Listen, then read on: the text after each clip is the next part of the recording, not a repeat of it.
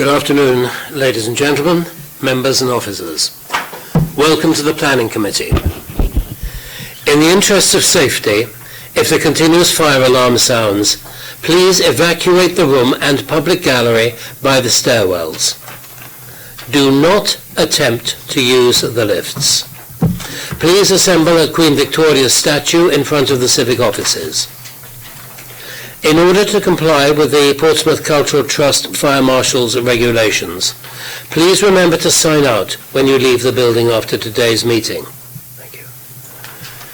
For those of you who have not attended this committee before, I will explain the running order for this afternoon. After the committee members have declared their interests and agreed the minutes of the previous meeting, I will announce each item and ask those of you who are here to make a deputation to come and sit at the table. After the planning officer has made the presentation for the application, individual deputies will have 6 minutes to express their views, and joint deputies will have 12 minutes between them to make their views known. After which you will take no further part in the proceedings unless we need to ask a question to clarify a statement that has been made. Members will then ask questions, make comments, and the decision on the application will be made. Both members of the committee and members of the public are reminded of the need to consider material planning matters and not refer to any personal information about other members of the public, and I underline that. May I draw everyone's attention to the fact that this meeting will be live streamed from a camera at a fixed location at the back of the meeting room, and recording will be on the Council's website. The camera will mainly capture the backs of those making deputations, but there will be some footage of those making deputations as they approach and leave the table, where the microphones are located, and of people entering or leaving the room while the meeting is in progress. Members of the press and public are also permitted to record the meeting on the understanding that it neither disrupts the meeting nor records those stating explicitly that they do not wish to be recorded. Lastly, may I ask everyone to use the microphones provided when they are speaking. The single button on the right-hand side should be pressed down, a little light will come on, then you are on, and at the end please switch it off. Now I think it would be useful for members of the public to know who we are, what we are, and why we are here. So we will go around the table. I'm Councillor Hugh Mason, I'm a councillor for St Jude Ward, and I'm the chairman of the Planning Committee. I'm Jane Didino, Local Democracy Officer. I'm Judith Smythe, Ward Councillor for St Jude Ward and Vice Chair of the Planning Committee. Luke Stubbs, Councillor in Eastern Carys Water, Committee Member. Lynn Stagg, Councillor for Baffin's Ward. Steve Pitt, Councillor for Central Southsea. Donna Jones, Councillor for Hilsey. Councillor Gemma New, Councillor for Paulsgrove Ward. Councillor Robert New and Councillor for Copner Ward. Jane Thatcher, Planning Officer. Simon Turner, Planning Officer. Sim Manley, Development Manager. Kieran Laven, Planning Solicitor. Right, before moving on, it would be my intention to take item 4 on your agenda, appeal decisions relating to a change of use applications from C4 HMO to sui generis HMO, to take that at the end of the meeting. That's enabling those who have come to make deputations to make them in a reasonable space of time. Does that meet with the Planning Committee's approval? No objections? Right. First of all, apologies for absence. Do we have apologies for absence? Yes, Chair. Councillors Susie Horton and Claire Oody sent their apologies, as did Councillor Joe Hooper, and Councillor Robert New is here deputising for her. Welcome, Councillor New. Declarations of members' interest. Do any members have any interest to declare? Councillor Pitt. Some clarification, please, Chair. The item that's on here for Meat and Barrel for Palmerston Road, I wasn't previously on the many occasions that this has been in front of us before, but I am now the Cabinet member. So obviously one of the owners has a relationship with the council in terms of his business, which I'm more closely associated, I can't speak today, more closely associated with than I was previously. However, so I was minded to look at stepping aside for the item, but since it's probably the third time it's been on the agenda, and I've said about all I could possibly say about this item in its previous guises, in public and on record, I don't think that necessarily it is a conflict, but I'd welcome some advice from Kieran. Thank you for that, Councillor. I would say that although you may have looked at it previously, you are obviously looking at it on its own merits today, and therefore you would need to assure yourself that there is no kind of predetermination in your mind. It may be the case that you feel more comfortable not sitting on the item, but that is a matter for you to decide for yourself as a matter of conscience. Okay, in that case, I won't sit on the item, although I suspect that just might cause a problem for the committee. Councillor Jones. Thank you very much, Chair. Same item, item 14. I need some advice on what becomes personal or prejudicial. The half owner of the business is someone who I know and count as a friend. There'd be no financial personal gain for me at all. I'm not connected in any way financially to him. But being open and transparent with that, I mean, you know, I know it's a slightly grey area in terms of friendships. I only know him through the council. It's not that I know him other than that. But yeah, but I think I've been on holiday with him, so you know, I think I need to put it out there that he is a friend. Again, it would be the same advice that I'd give to Councillor Pitt. That's in a grey area, as you acknowledge, where you've got to assure yourself that you wouldn't be closing your mind to any particular outcomes when reviewing the application, and it may be advisable in these circumstances that you do step aside. But that is a matter for your own personal conscience. Are there any other declarations of interest? Councillor New. Exactly the same as Councillor Donna Jones. Right, thank you. He was also on the same holiday, so.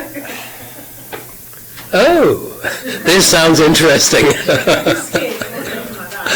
Okay. Councillor Stubbs.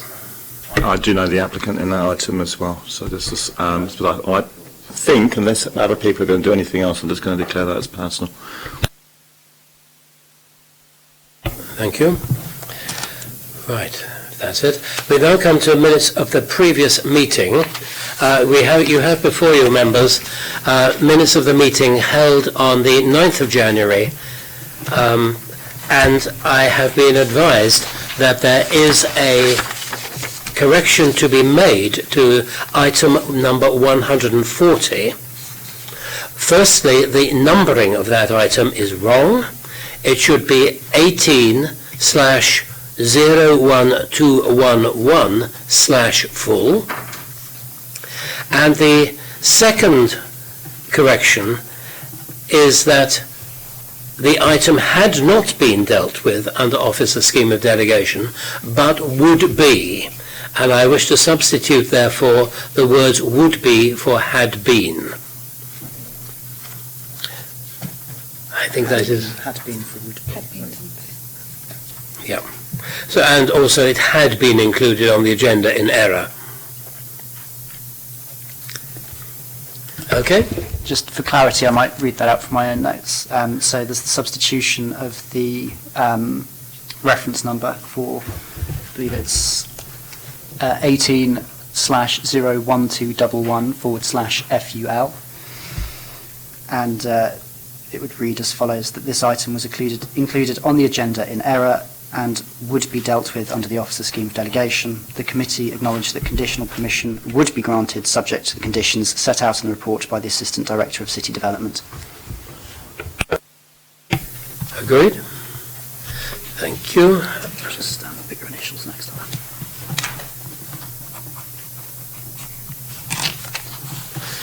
Right. Are there any other items from the previous meeting? Nope. Can we have updates on the previous planning applications by the Interim Assistant Director for City Development, which I suspect is you, Mr. Manley. No updates. No updates, thank you very much. We then move on to the items on the agenda. The first one is number 243, Fawcett Road, Southsea. I have a Mr. Anthony Lane, if he is here, who is the applicant. Would you like to come to the table if you wish to make a deputation?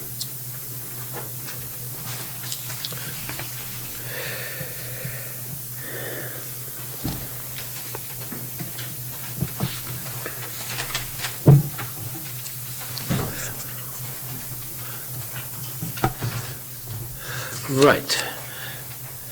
Can we have the officer's report on this, and then we will hear Mr. Lane. Good afternoon. The application is for a change of use from C4 HMO to an 8-person, 8-bed HMO. The application site relates to a 2-storey mid-terrace property located to the north of Fawcett Road, close to its junction with Sutherland Road, just where the road bends around to the west. It's noted the property has a lawful use as a C4 HMO.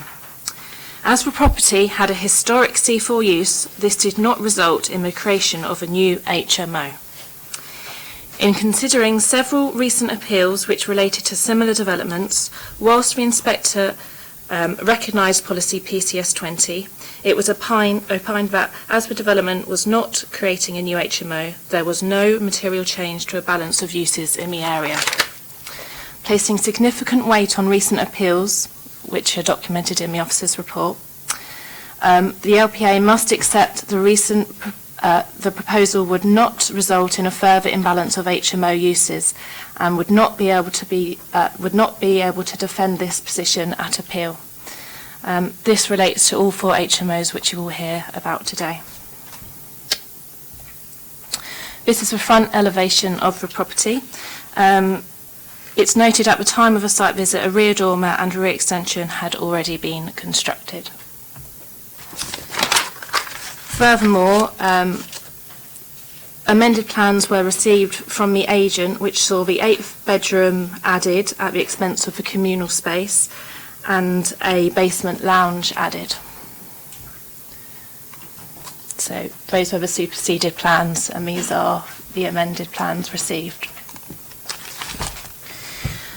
The pre-existing layout of the property comprised of 4 bedrooms.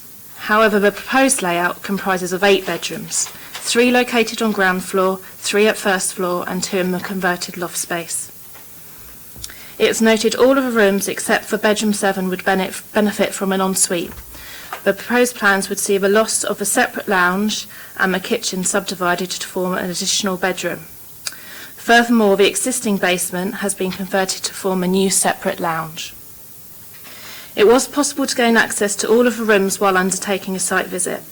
It was evident from the bedrooms that were seen on site and from the enclosed plans that the bedroom sizes are too small to act as a main living area, bedroom and study area for an adult.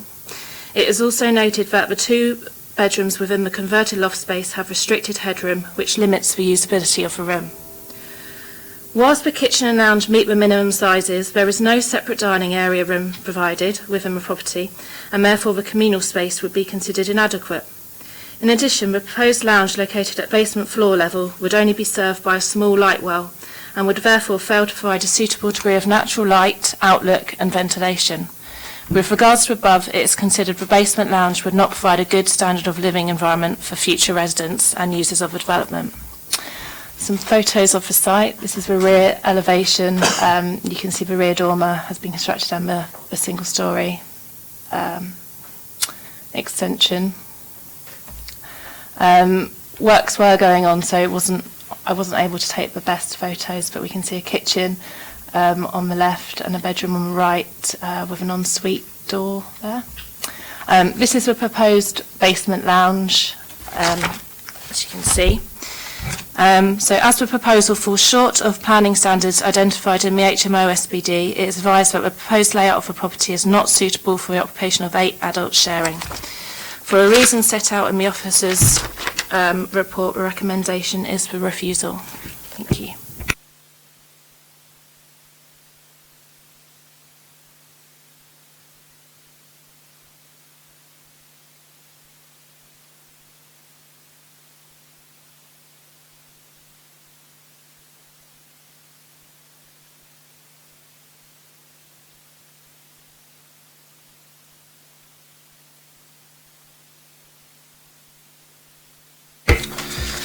Right, thank you everyone. Just a couple of things to clear up, which possibly was our architect's mistakes, but just to let you know. So we didn't put a rear extension on the property, that was already on there, so we simply carried out a dormer in the roof, so that extension was already there. Also as well, it was originally a bathroom out the back, which we'll see in a minute as well. So it wasn't ever a communal space as such, it was always a bathroom. So again, if that was our error, I can only apologise for that. With regards to the basement as well, which again we're covering a bit, that also wasn't painted. So again, in terms of the light, it probably wasn't the best picture, so I'll put a few others in there so we can get an idea on the light anyway. So yeah, I've just got some pictures of the original house. The chap lived out in France, it had very little management, the neighbours said, you know, you used to get some trouble from it.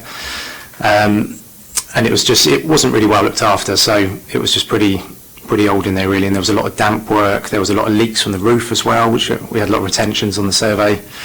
So just to give you an idea on what was there. So that was a middle floor bathroom, shower room. That was a lounge straight in off of the front of the road. Another bedroom. That was the bathroom, which was downstairs at the back. So that was obviously what we were mistaken for the kitchen, but that's what was originally at the back there in that extension. So just put some pictures on so again so you can see the finished article in terms of where that's moved on to now as well. So we've got a state-of-the-art alarm system in there. It's literally the best one you can get. We've got a sensor in every single room. We've got a sounder in every floor. We've got a heat alarm in the kitchen, and we're controlled by a panel and a series of break glasses on every single floor as well, which again before I think there was, you know, 2 interlinked, very, very old and probably untested smoke alarms in there as well. So on that front it's come a lot safer. We've soundproofed every single wall next to neighbours, so massive expense on that. We've taken it back to brick. We sound coat the walls and then we board over the top of that with a soundboard as well, just to try and limit any issues with the neighbours. New windows, new doors, we have a brand new boiler in there, everything's completely rewired, so in terms of its efficiency it's a lot better. And obviously there's brand new fire doors fitted throughout as well as the soundproofing and the fireproofing in the basement. So that's the finished kitchen without all the tools and everything on there. It's difficult to kind of take it in a bit of a enclosed space, but we've got everything that meets the requirements for the housing standards on that side of things. That's the top floor bathroom, so they've got a shared bathroom at the top and then 6 bedrooms underneath benefit from en-suites as well. There's also a shared toilet on the middle floor as well, so for any guests they've got somewhere else they can go. That's just some extra pictures of examples of the en-suites, the hallways, and just generally the quality of the finish on this one. So in terms of the issues that have come up, we like to think that, you know, we can hopefully put your minds at rest with that. So this is the loft room at the front, which is the only one that's got a sloping roof. So the other one in the loft doesn't actually have a sloping roof, but you can probably see that it's clearly more than 7.5 square metres. It's actually just over 10. This was the middle one. Now the only other problem with the plans as well, this one originally had a ensuite attached to it, which we actually removed to ensure that we had a adequate bedroom space in there as well. So the top 2 bedrooms don't have the ensuite, but they take some over 10 square metres. So I think we've got 5 that are over 10 square metres, even including any bathrooms. Another issue that came up was the rear bedroom, which came up from the housing standards. It was pointed out to me that there was concerns over the proximity of that bedroom to the kitchen in terms of fire. So there's actually a door with a closer, which comes straight off the kitchen. Then you've got an ensuite with a solid wall, and then just in front of that you've got another FD30 fire door, accompanied by a fire escape window with a fire escape hinge out the back straight into the garden. So in terms of it being unsafe, it's probably actually the safest room in the house, and it's also well away in terms of the sound from the kitchen as well. These are some other pictures as well. So it was taken obviously once it had been painted. We've got a fire escape window on the top left hand corner, which since this has been taken there's actually been a emergency ladder put in there. Now to be honest, we didn't actually have to do that, we were told, but we put it in, so should there be a fire and the escape route be blocked, they can actually get up and get out through that escape window, as well as the light well to the right of that, which then drives a lot more light in. So as I said, with paint on the walls, it's a lot brighter down there. Also as well, we've got the heating and ventilation system Flatmaster, which actually will do an entire property. We've got that just for the basement, which draws cold air in from outside and pushes fresh air around as well. So again, it eliminates any pollutants and stops any damp coming in. And the entire basement's been tanked as well, so it's completely 100% watertight. We've got 5 bedrooms that are 10 metres squared or above, which in theory, according to housing standards, that eliminates the need to have a communal space, which I've never really understood. Always wanted to provide a communal space.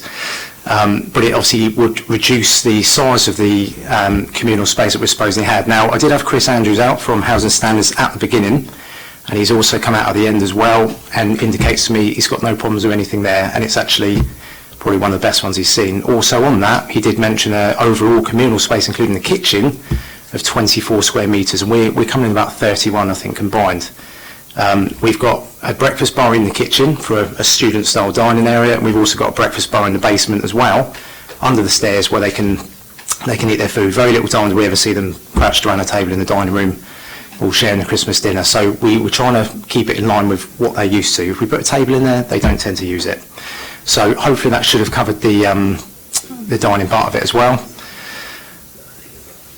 Just down the bottom there, just gives you some ideas on appeals. I think 4 of those are mine anyway, in terms of ones that obviously have been appealed and have been overturned that were refused previously. So 22 Jesse Road, 7 people in that property had a 20.5 metre square communal space, which obviously was all in one room. However, for one more person, we've added another 11 square metres of communal space. It really is a large house. And the rooms that actually come under 10 square metres only come under that because they've got an ensuite in there, which obviously adds a little bit to their living space and their comfort. So should they have not been in there, every single room, I think apart from one, actually would have been in excess of 10 square metres. But obviously I appreciate that as a planner we don't count the en-suites. So that would in essence give it no need to actually have a end of your room. 6 minutes, sir. Yeah, I think we're pretty much there. That was just an updated bedroom schedule, so without the ensuite, that just shows the 5th bedroom in there. Also as well, in the planning wording, it did state that the communal lounge was 15.5. It is actually, and always was, which was detailed right at the beginning of the application by the architect, is just over 19 square metres. So again, I think we were 4 square metres out in the report on that one.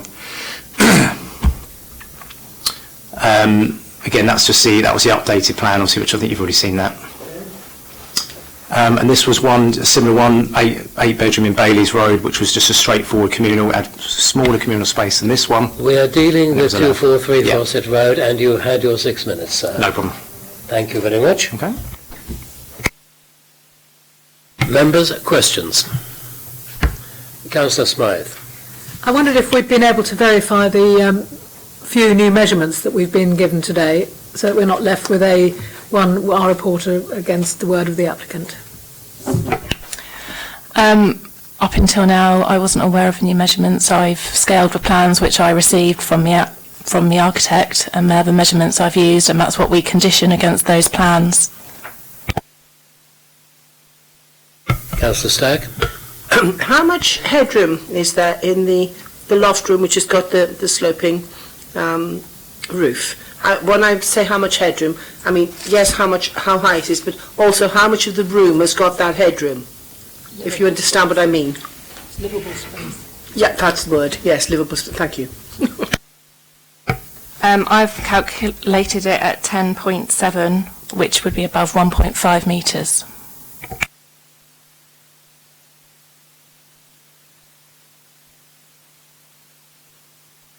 Sorry, so we don't count headroom if it's under 1.5 metres. We don't count that in floor area.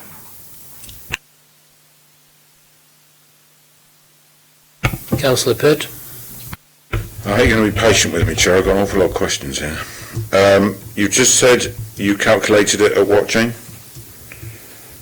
Bedroom 7, 10.7 metres squared. Because it says in the report, it is not clear that the usable space within this room exceeds 6.5 metres square.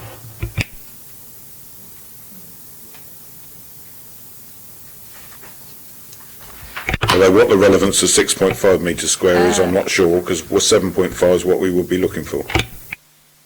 What page is that in the report? Sorry. Page 5.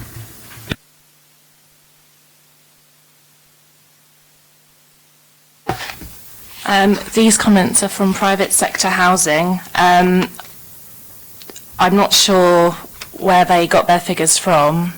I did query it with Claire, and that's the feedback that she gave me on that. Chair, I know it's not comments yet, but I think this is a basket case, and us sitting here trying to get to the bottom of it right now without private sector housing in the room, who are an intrinsic part of the SPD, is going to be fruitless. And I would welcome whether other members disagree or not. We've got issues about whether a bathroom was a bathroom. We've got lack of clarity around the rules around ensuite inclusions. Most of these, we started, when we were doing the blanket call-ins, Bruce Lomax was coming here to answer these sort of questions. We don't have anyone from private sector housing here, and I don't think it's fair that Jane should be asked to answer questions that are in the report that clearly are being challenged by the applicant, when private sector housing, who wrote that part of the report, are not here to defend them. Councillor Smythe.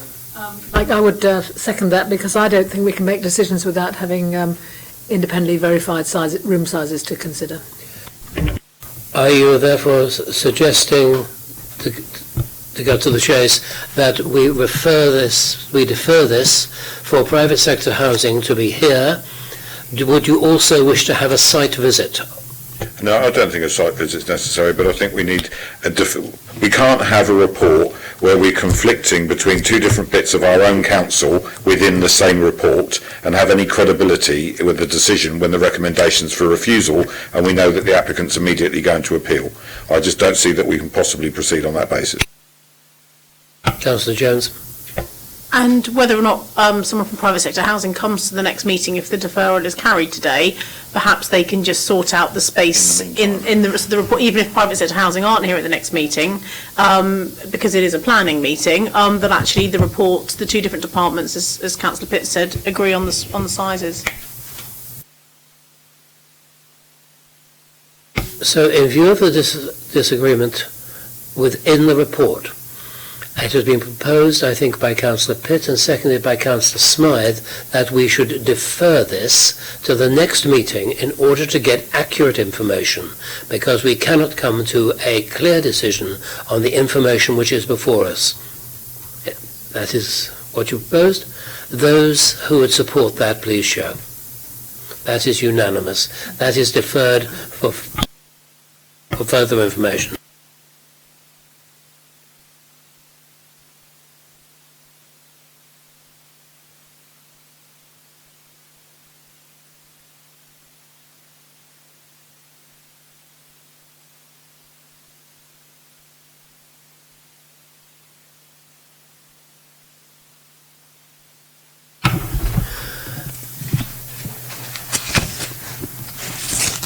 We now move on to 358 London Road. There is no deputation on this, but can I have the officer's report, please?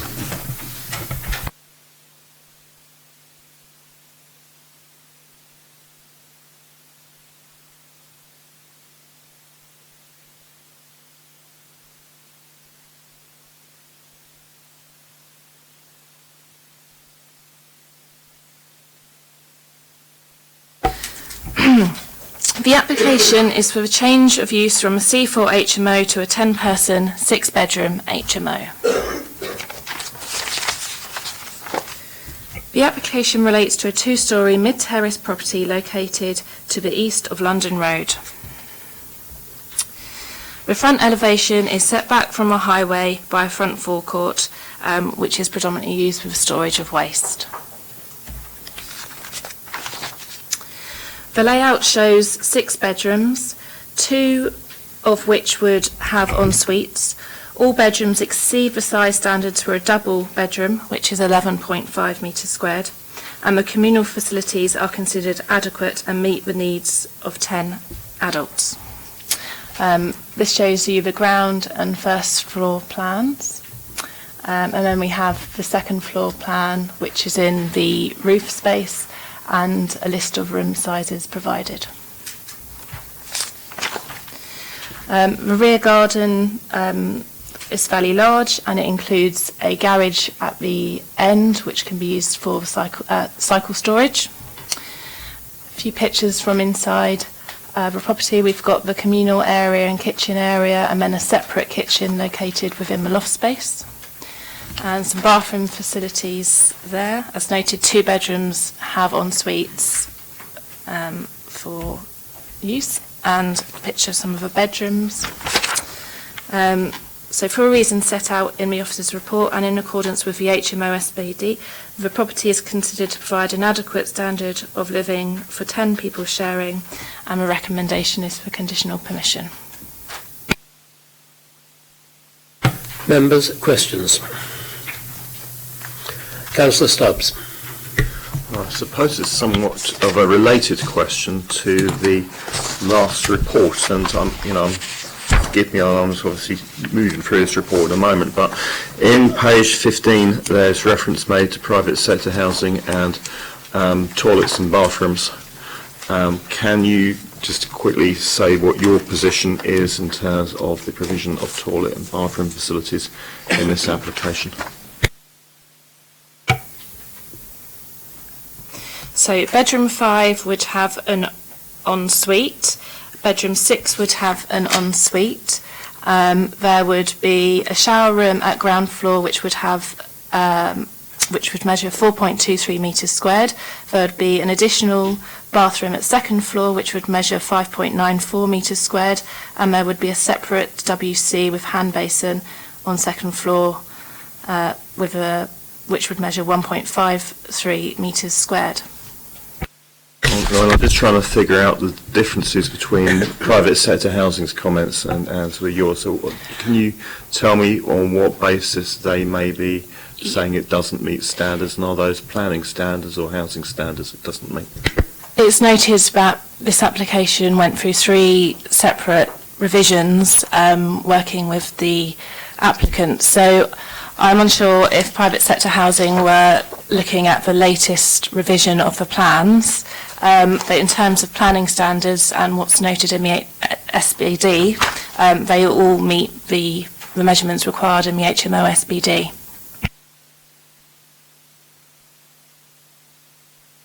Right, well, if I might ask a question which is related to that. Being chairman, of course I can. We have this statement which Councillor Stubbs has noted. 2 bath shower rooms and 2 separate sub-UCs, an adequate number for 10 people sharing. Now, given that 2 of the rooms have ensuite facilities, would that be an adequate number for 8 people sharing? Yes, it would. The SBD quotes figures for 7 to 10 people, and this property meets the requirements for 7 to 10 people sharing. Councillor Stagg. Thank you, Chair. Somewhere I've read, and I can't find it now, that the conservatory is included as a potential extra living space. What I want to know is the conservatory double glazed and is it heated? Because it'd be fine in summer, I'm sure, but in winter, if it isn't, it wouldn't be. So it wouldn't be able to be counted. I wouldn't have thought as reasonable living space. I think I've read it somewhere. I have got a picture of the conservatory from the rear. I mean, on the site visit, it was warm, it appeared double glazed, and it appeared to provide a good standard accommodation. You can see the sort of high standard in this photo of the kitchen and communal space. Councillor Jones. Thank you, Chairman. You've got a 6-bedroom house with 10 people, so 4 of the bedrooms are 2-person, 2 of the rooms are 1-person. And I'm just quickly looking on the plan that we've had submitted to have a look if the largest bedrooms are the ones with the en-suites, in which case they're likely to be the double rooms, if that makes sense. So you've got 14.58 is one of them, and 17.6, which is big, which is obviously a front room because it's got the bedroom 5 that looks like it's a first floor room. That's a very large bedroom. So bedroom 4 is not the largest, but it's certainly not the smallest. So they probably are double rooms. So you've got 4 out of the 10 people using 2 of the bathrooms. Therefore, you've got 6 people using 4 bedrooms have got 2 have got en suites. That's what, yes, you've got 6 people using 2 bathrooms. So effectively 3 people per bathroom, which fits in with the SPD from what we've been told. So. And I do remember when we had anomalies between private sector housing's policy around space standards and what was acceptable, and our HMO SPD going back about 2 years ago, and we specifically requested that the 2 departments sat down together to make sure that we weren't getting these anomalies. And it's really disappointing that they're coming forward again, because actually from a planning perspective it fits the HMO. I don't see we've got any grounds to refuse this today at all, but yet private sector housing team would have us saying no, it's not adequate. Something needs to change going forward, and it should have already have happened anyway, so I'll be supporting it today. I'd like those comments minuted because I think it is very important. Any further questions? Councillor Pitt. I'm just struggling to make out exactly what's going. This is, if the applicant's watching this from home, that some really better drawn plans would have been really helpful here. On the ground floor, the shower room at the back is off the conservatory. Yeah. Yeah. So we are 100% clear that the conservatory is a livable room, and we're not asking people to go out beyond the. I mean, I don't want to call it an outside privy, but can I have some reassurances that it isn't one? To go outside and have a shower. Yeah, well, yeah, exactly, and it's it's after the kitchen. It also appears to be the only toilet or wash facilities on the ground floor. So if you're in the front bedroom, you've got a bit of a hike together loo, so a little bit of clarity around that would be helpful. On the second page, where we're looking at the first floor, they're actually removing a shower room from bedroom 4. Can you let me know if that's correct? And then so I'm only seeing 1 en suite, not 2.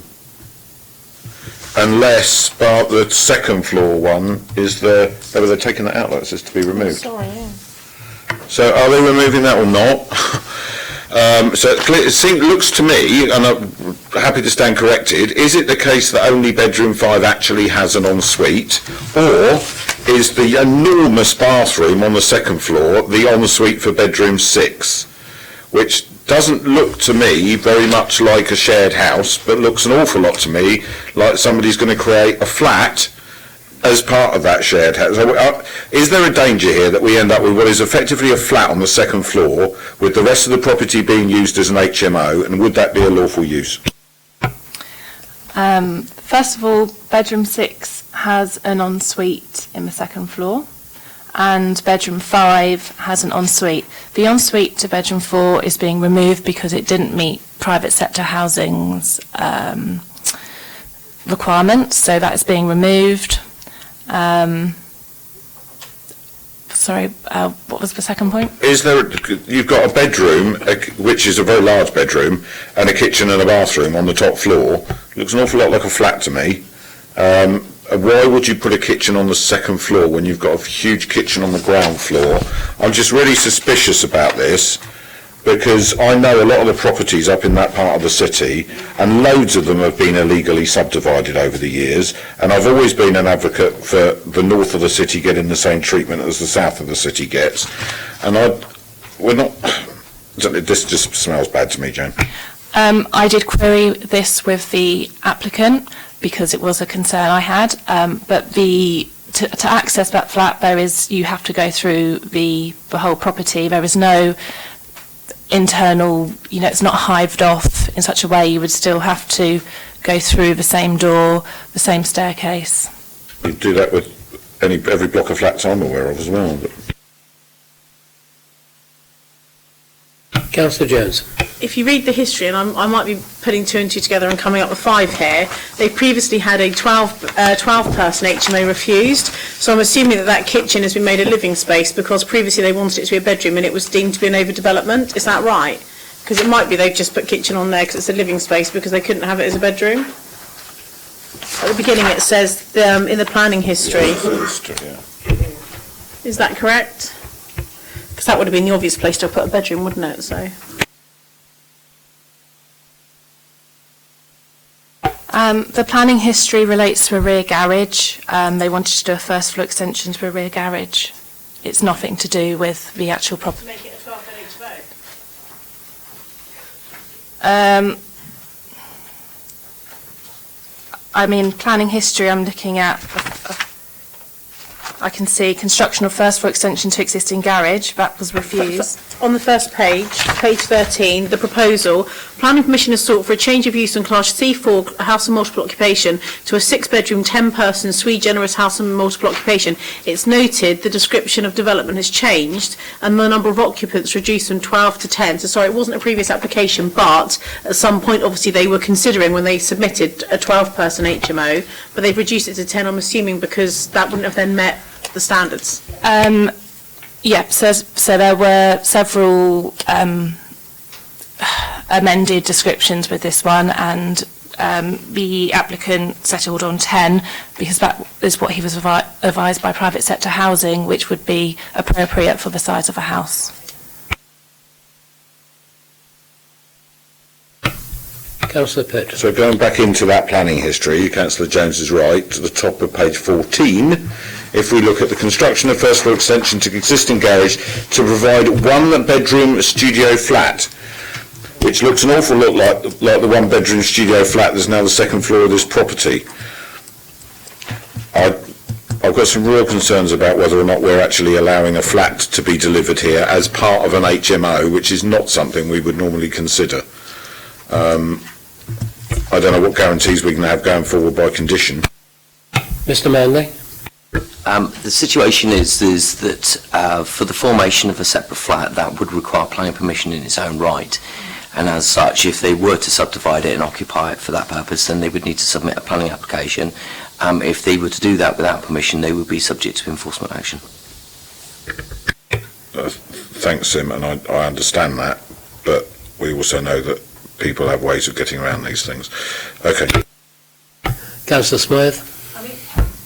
I'm again with this one. I feel that the plans are entirely inadequate to be described by the text that makes sense, and I think we've got the similar problem as before. For example, do these shower rooms contain WCs? Why aren't they called en suites? We could be giving a permission to something that isn't quite as we understand it from the text. I do think, again, we should be asking the applicant for better, more accurate plans that we can really make a judgment about.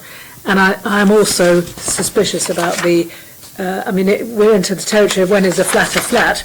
If 2 people occupy that top floor without any amendments and they're the sole users in practice of the kitchen and the bathroom WC up there, then, that is a flat, whether or not it's got planning. I understand the planning laws, so I would like more clarification on this, and I just feel we need to see reports with clear facts in that we can judge. There's also the question of how this top floor, which we have talked of as possibly changeable to a flat at some future stage, whether that kitchen actually has water supplied to it and could take water from it. The location appears odd.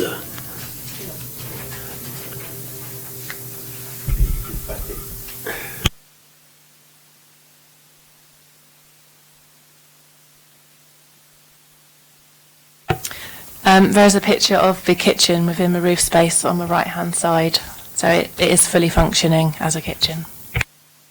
Thank you.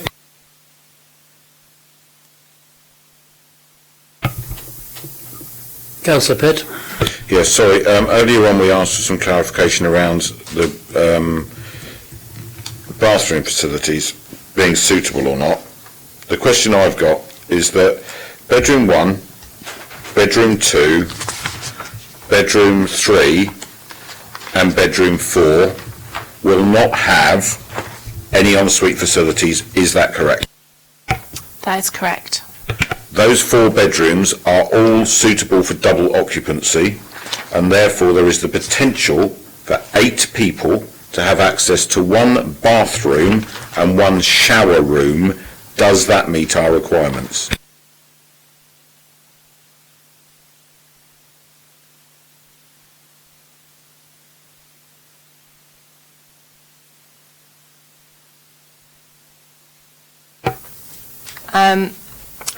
So there are 2 bathrooms in the property, so I'm not sure what your point is. I thought that we had a requirement up to a certain number of people, and then over a certain number of people that changed. So I'm asking, is it okay for 8 people to share a bathroom and a shower room? No, the requirements are for 7 to 10 people, there must be 2 separate bathrooms and 2 separate WCs with wash basins. However, 1 WC may be contained in the bathroom, one of the bathrooms. So has the shower room on the ground floor got a WC? At time of the site visit, the shower room had not been constructed, but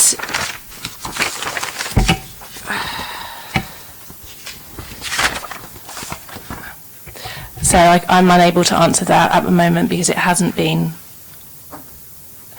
Well, if we can't answer it, Chair, we can't make a decision. Councillor Stubbs.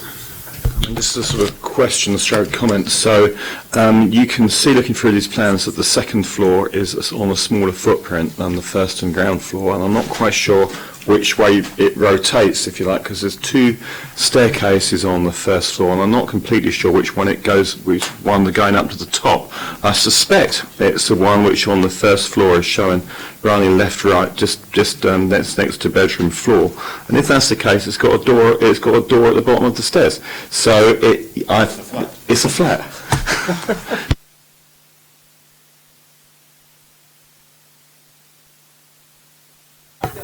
So, yeah, there is a door.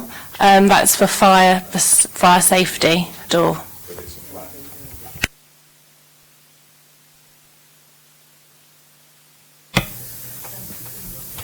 Any further questions before we come to comments? Comments, members? Councillor Pitt. It's a flat and an HMO in one building with 1 bathroom and a shower that doesn't have a toilet in it that we're able to verify. We can't decide on it today. Councillor Smythe. I would agree with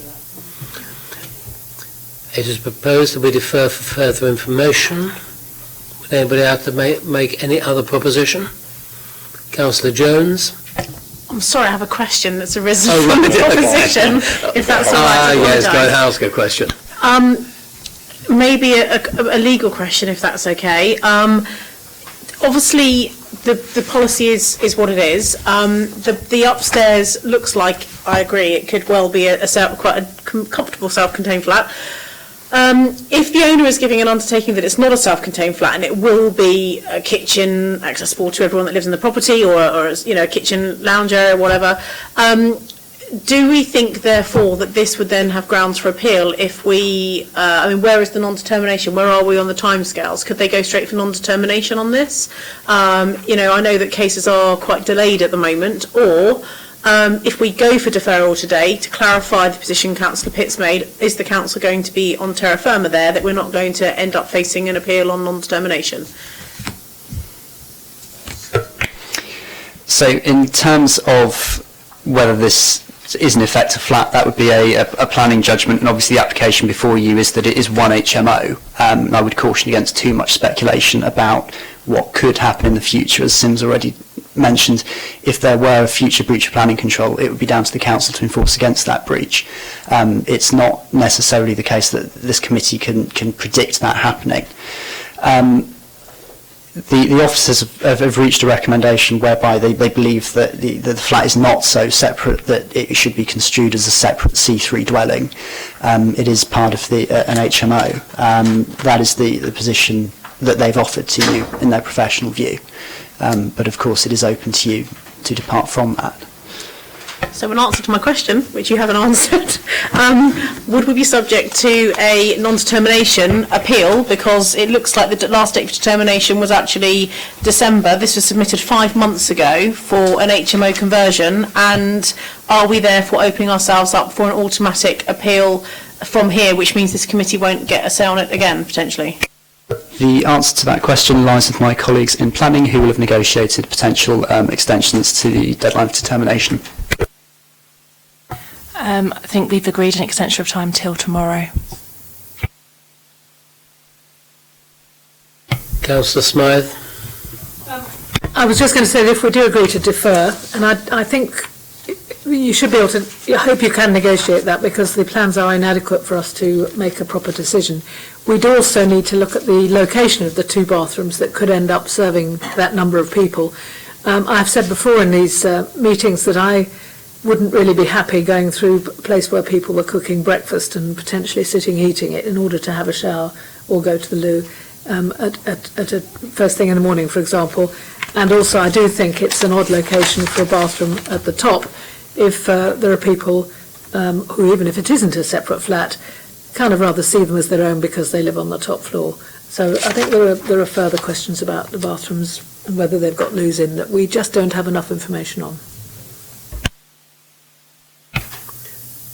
Councillor Pitt and Councillor has proposed, Councillor Smythe has seconded that we should defer this for detailed further information. Before I put that to the committee, would you please be explicit for the minutes? Sorry? Thank you, Chair. Sorry, I was indicating to make a comment. My apologies. That's okay. Yeah, I mean, I think this planning application is fairly pragmatic. Now, years ago, not to go into too much detail, one of the reasons why I quit this committee was because some of the questions just felt really inane and actually not of a standard that would be expected for a city council committee to be putting forward certainly an image to show that development is open.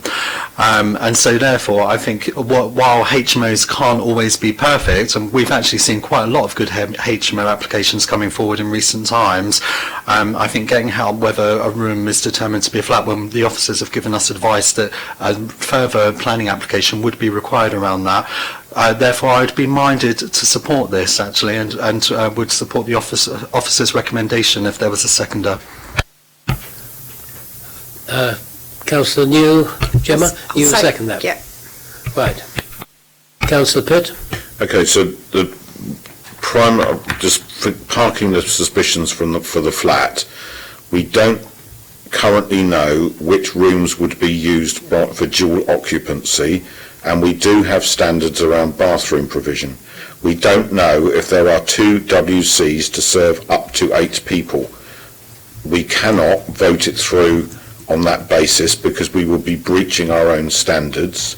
Are we able to apply a condition to say that permission is granted with the condition that there is a second WC available in the shower room, should it be that the 4 rooms which do not have ensuite facilities are licensed for dual occupancy? Because that's actually the issue here. If they can't, all of the rooms qualify, but they won't all be used for dual occupancy, will they? So without knowing which ones will be, we don't know whether it meets the requirements or not, is the summary of this. But can we put a condition that should the 4 rooms that don't have en suites require that second WC to exist in that downstairs shower room because they're dual occupancy, that will be implemented by private sector housing? Because if not, there is 1 bathroom and 1 toilet for 4 double bedrooms, and that doesn't comply.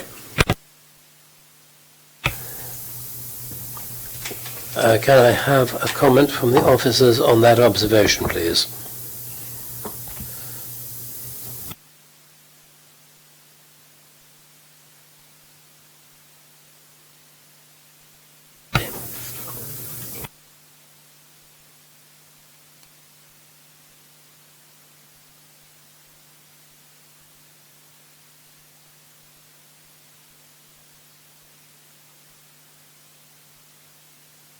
Chair, while the officers are conferring, it might be helpful for me to say I would support putting a condition on the whole package of occupants and suitable lavatory and washing facilities as a sweeping condition. But if they can come up with satisfactory solution to that, I would be happy to go with it as a condition. Mr. Manley. Speaking to my legal colleague, I think the situation is that if you are uncertain as to whether or not there is a provision of a WC and that's not shown on plan, then the problem with conditioning something is that we have to be sure that that can actually be implemented, that there's ability to actually put the WC in the room in terms of its capacity. I think it's actually a situation where it would be more advisable to get a plan showing that, so that we can bring it back and actually you are content, rather than trying to put in a condition which may put a requirement upon the developer who can't meet that provision.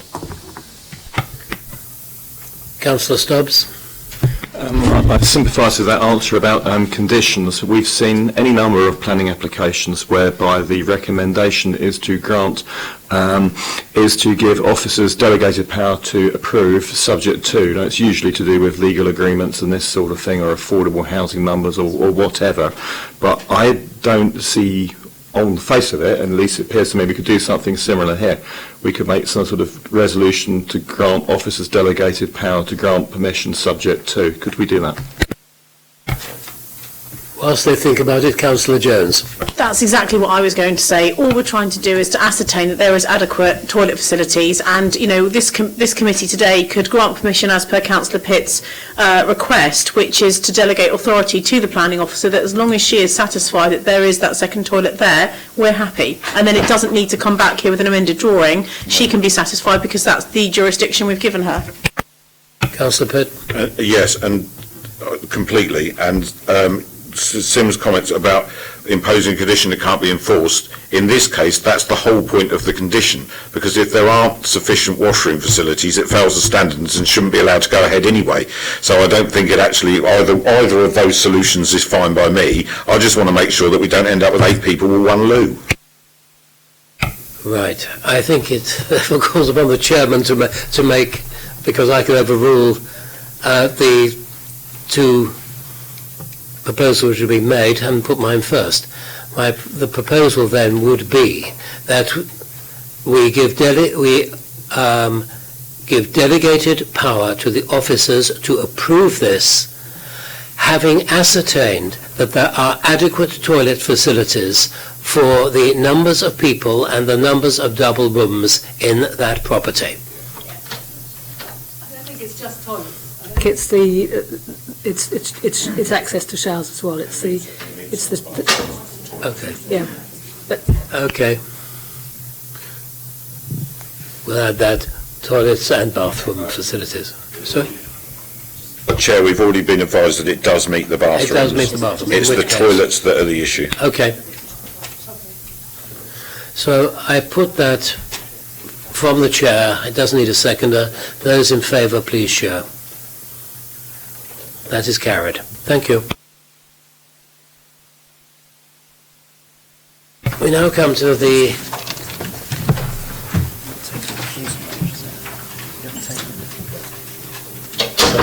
Should we run through that again? Sorry, but You want to run through that again? Okay. Proposed by the chair. It is proposed by the chair. You've already got 2 motions on the table. Yes. One to refuse, one to defer. Yes. And I have over.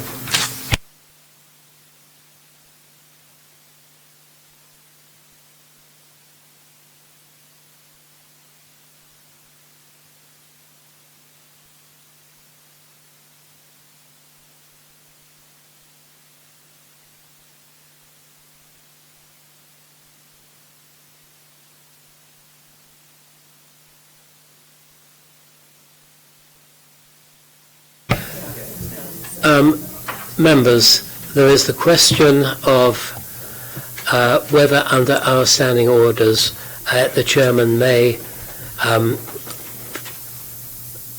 propose without there being a seconder.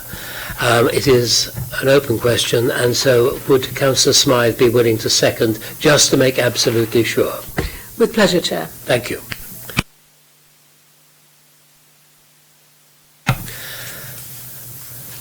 Now, with some relief, I think we come to number 10 Telephone Road.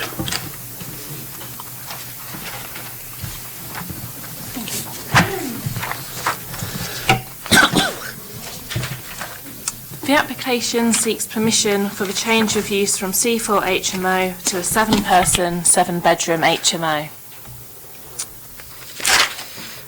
The application site comprises a 2-storey mid-terrace property located to the south of Telephone Road.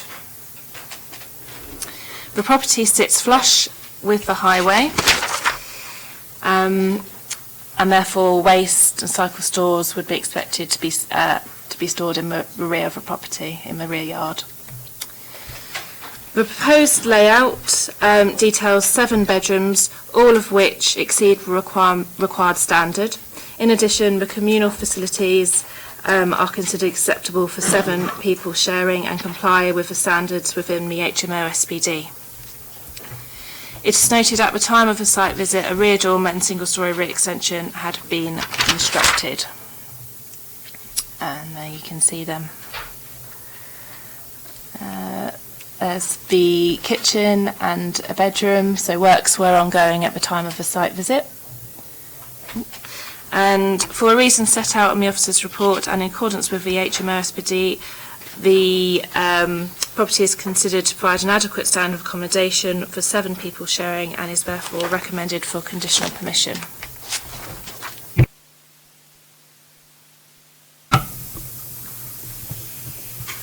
Members, questions?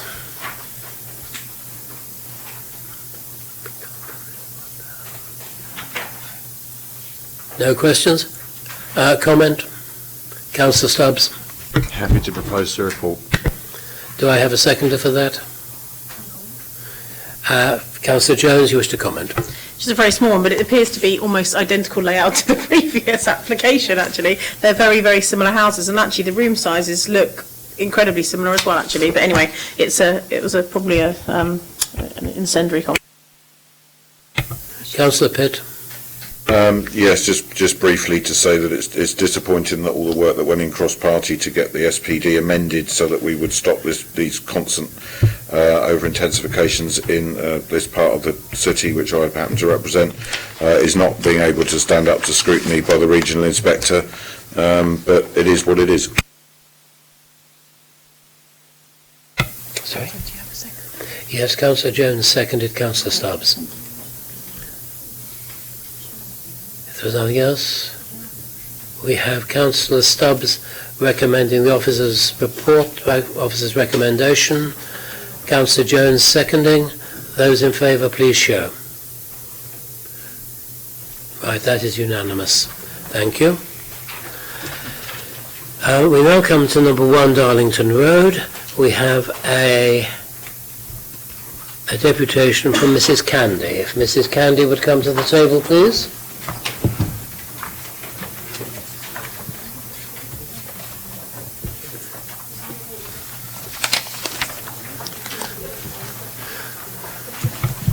Number 1 Darlington Road. Can I have the officer's report, please?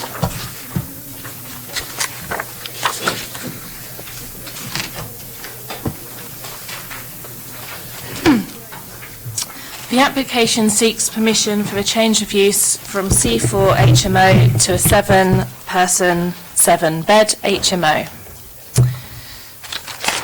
The application site relates to a 2-storey end-of-terrace property located to the north of Darlington Road. The property is set back from the highway by a front forecourt, which is used for waste storage. The proposed floor plans detail 7 bedrooms, all of which meet the size standards required. In addition, the proposed layout would provide adequate communal facilities for 7 people sharing, and as such accords with the HMO SPD. Again, at the time of the site visit, a rear dormer and single-storey rear extension had been constructed.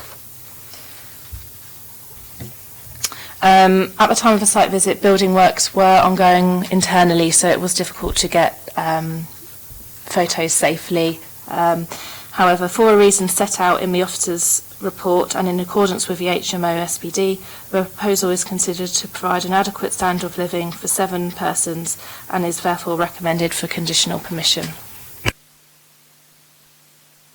Thank you. Mrs. Candy, you have 6 minutes to make your presentation to us. Okay, I'd just like to pass these over to the planning committee members. If you could share one between two, that highlights some of the points that I want to make.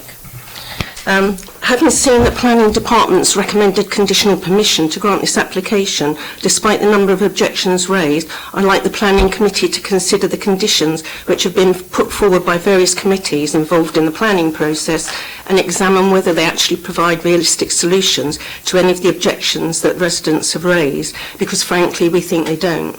Policy PCS 20 of the Portsmouth Local Area Plan seeks to avoid concentrations of HMOs in the city as it creates an imbalance of populations and has a knock-on effect on the social cohesion of the community. The Council has therefore implemented certain directives to facilitate maintaining this balance, and the density of HMOs should not exceed 10% of the number of properties in a 50-metre radius. As you can see on the front, I've highlighted the area which covers a 50-metre radius. There's 62 properties and there are 11 HMOs, which works out to a density of about 18-19%. In Darlington Road alone, there is a 28% HMO density. Planning Department supports this application as a C4 licence is already in existence, allowing up to 6 people to share. Another additional person, they say, will not have a negative impact on the amenity of the neighbouring properties.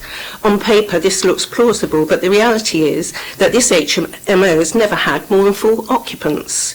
It simply wasn't big enough. If you look at page 2, you can see the original footprint of that property. There's never been any more than 4. It's usually only 3. The small bedroom that existed at the back was too small to house anybody. When you consider that there's a 7-bedroomed and 4-bedroomed HMO directly opposite residents in close proximity to these properties have to bear the brunt of these lifestyle differences.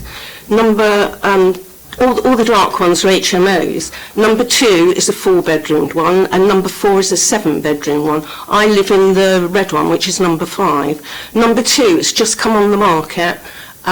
It's 4-bedroom HMO. Already there's developers going in there, so I'll probably be back again in a few months doing the same thing. I've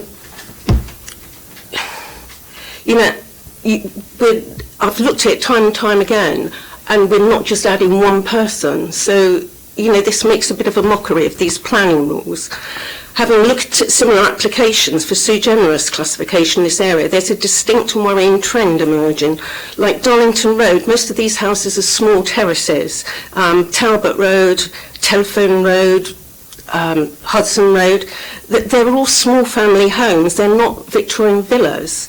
The Article 4 of the directive is supposed to prevent an increase in HMO numbers in areas of high density, but it's ineffective in dealing with community imbalances when you allow developers to expand these properties upwards and backwards. It appears to be a method to circumvent the Article 4 directive by stealth. It results in further increases in the HMO population without actually increasing the number of HMOs. It's not the HMOs that cause imbalances, it's the number of people that's actually in them that cause imbalance in populations. I think according to the National Planning Policy Framework, local planning authorities have the power to refuse permitted development rights, which is what these developers are using to actually expand these properties.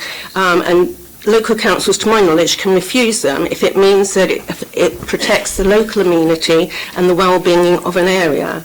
And if Portsmouth Planning is serious in its commitment to maintain balanced communities, perhaps they should adopt a more robust approach to developers who use this method to overdevelop small properties in order to double their occupancy.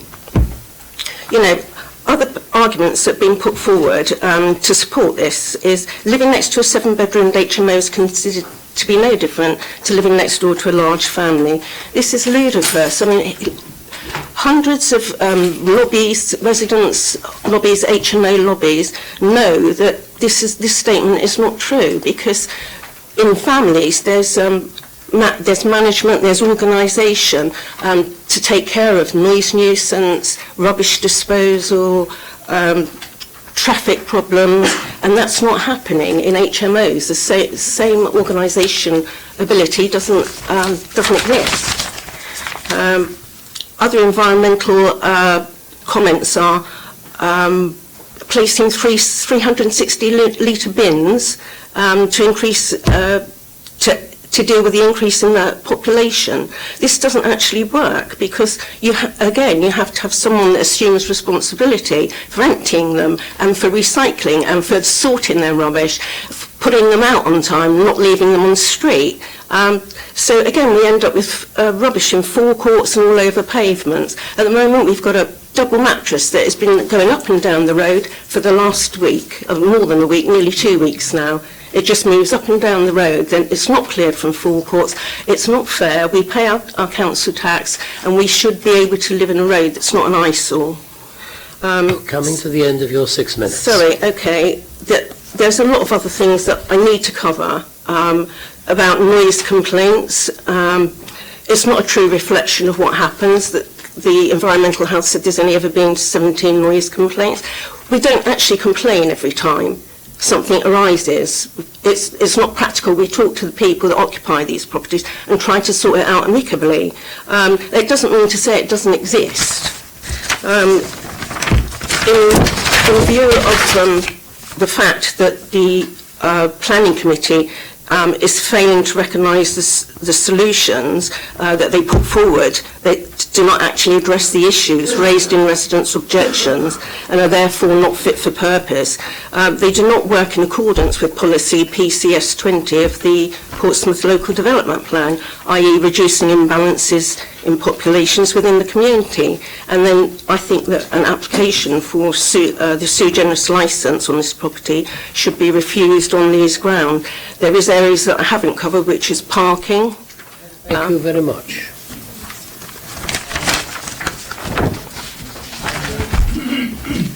I think, Mrs. Candy, as the chairman of this committee, I have sat on a large number of these, and it is very difficult to persuade the Planning Inspectorate, which is the government body which oversees planning, that switching from a C4 to a sui generis HMO does constitute an increase in the number of HMOs. And so the 10% rule is something which we would like to, we do apply to new applications for any form of HMO. But for the transition from C4 to a sui generis HMO, we have been overturned at our expense by Her Majesty's Planning Inspectorate sufficient number of times that we are very wary on this. I have to inform you of that because it's only fair that you should know what the situation is, and that the costs of Her Majesty's Planning Inspectorate are not low. Can I just comment? I've read your planning, your minutes of your meeting, and I don't think that's justification for allowing this to continue. Someone needs to speak to us. You know, cost doesn't come into it. This is our community, and we have an entitlement to enjoy a quiet, respectful community. And money shouldn't come into it. Madam, it is not the matter of cost. It is the matter that we are overturned by Her Majesty's Planning Inspectorate on every one that we have has gone to appeal, where we have said, well, it's in a 10% area, so we cannot allow it to happen. We are overturned time and time again, and it would be foolish of us not to be aware of that. But that's not answering. That's not a solution. Just saying you can't do anything about it. You should be able to do something about it. You can do something about it. The Article 4 directive says you can actually do something about it. Councillor Jones.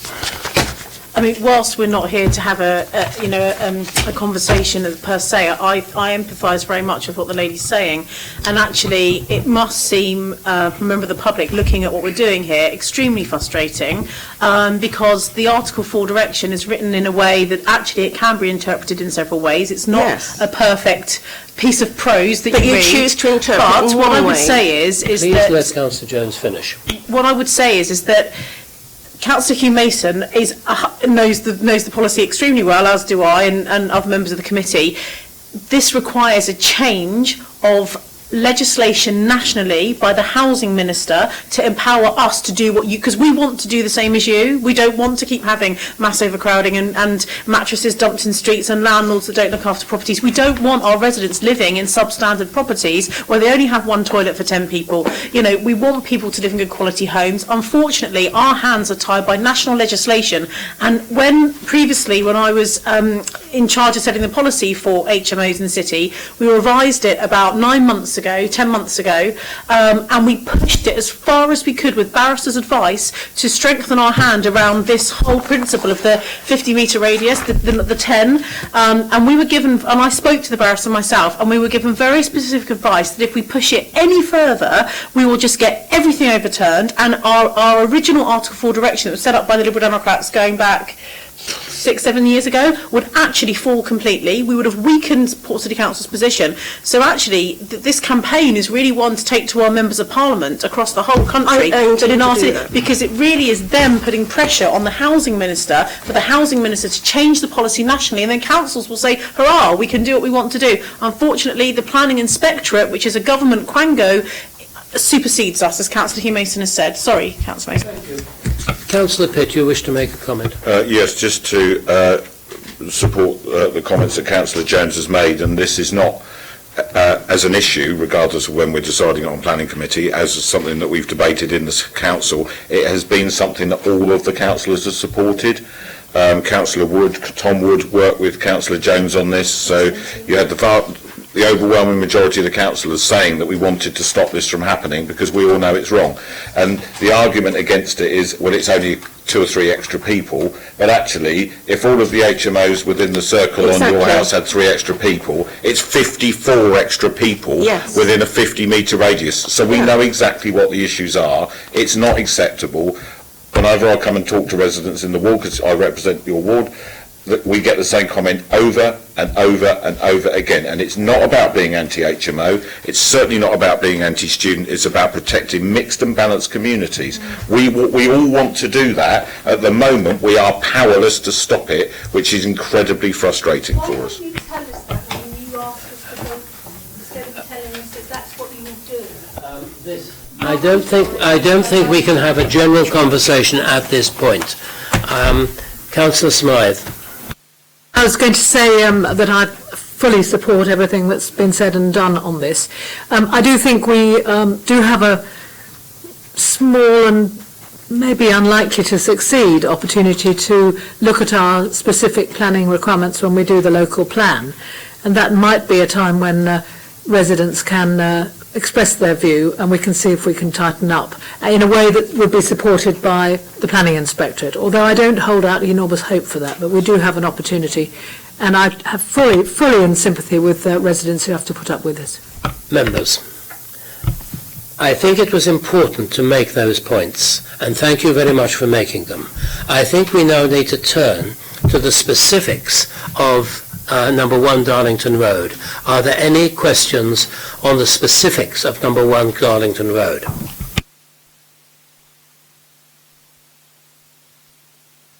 Well, one from the chair. We have the environmental health comments about noise and a recommendation for sound insulation to be fitted. Can I have a comment from the officer on whether this, in the circumstances, would be a reasonable condition? Yes, that is reasonable, and we could apply that condition if required to do so.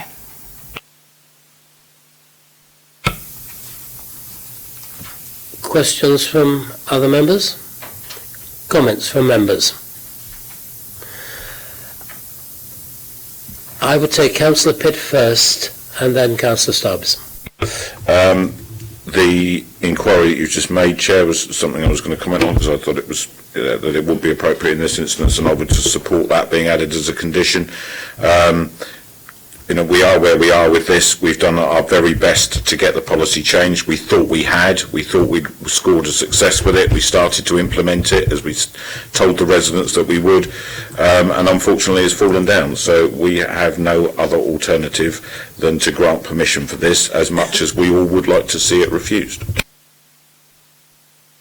Councillor Stubbs. I'm not quite sure now from the debate that we've had whether anyone's moved this report yet, but if not, I'm happy to do so. Like other members of the committee, I very much sympathise with the point that Mrs. Candy and indeed other residents and other applications have made. However, the Planning Inspectorate has effectively determined that our policy on larger HMOs is in conflict with national policy and cannot stand.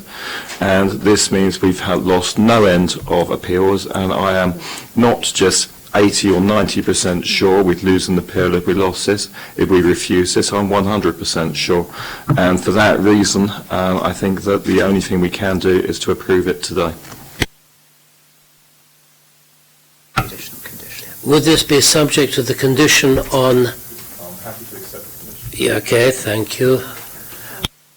Councillor New, then Councillor Smythe. I'm happy to second that, Chair. Councillor Smythe? Okay. Any further comments? Subject to a condition of the implementation of sound insulation.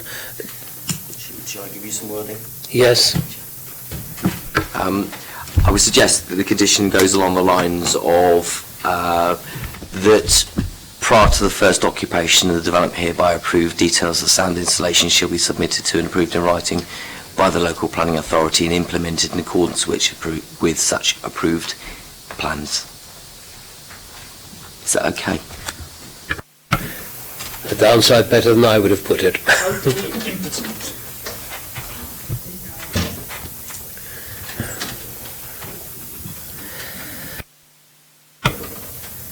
He's right. Oh, I know he's right, but that's beside the point. We are where we are. Councillor Stubbs has proposed. Councillor New, Robert New, has seconded. Can I see those in favour? That is unanimous.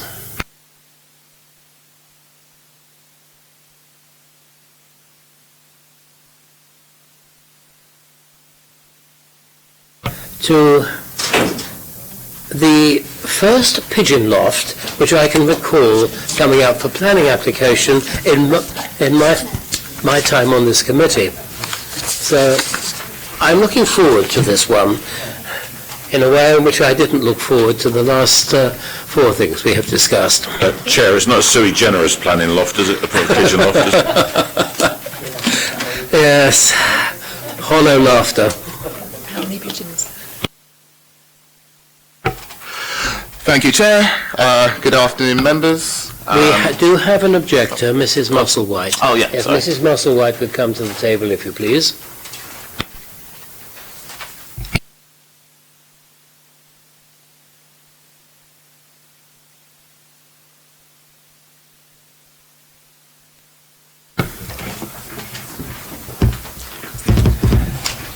Can I have the officer's report, please?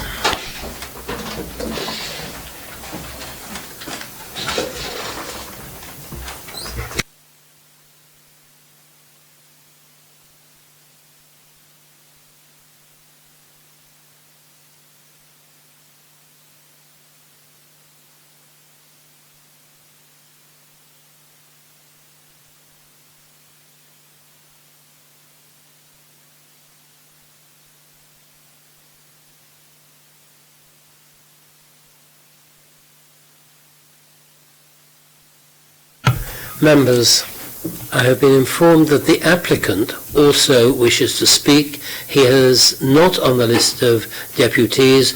Are you happy to have a deputation from the applicant as well? That's it, yes. Okay. The applicant, if you would come to the table, please.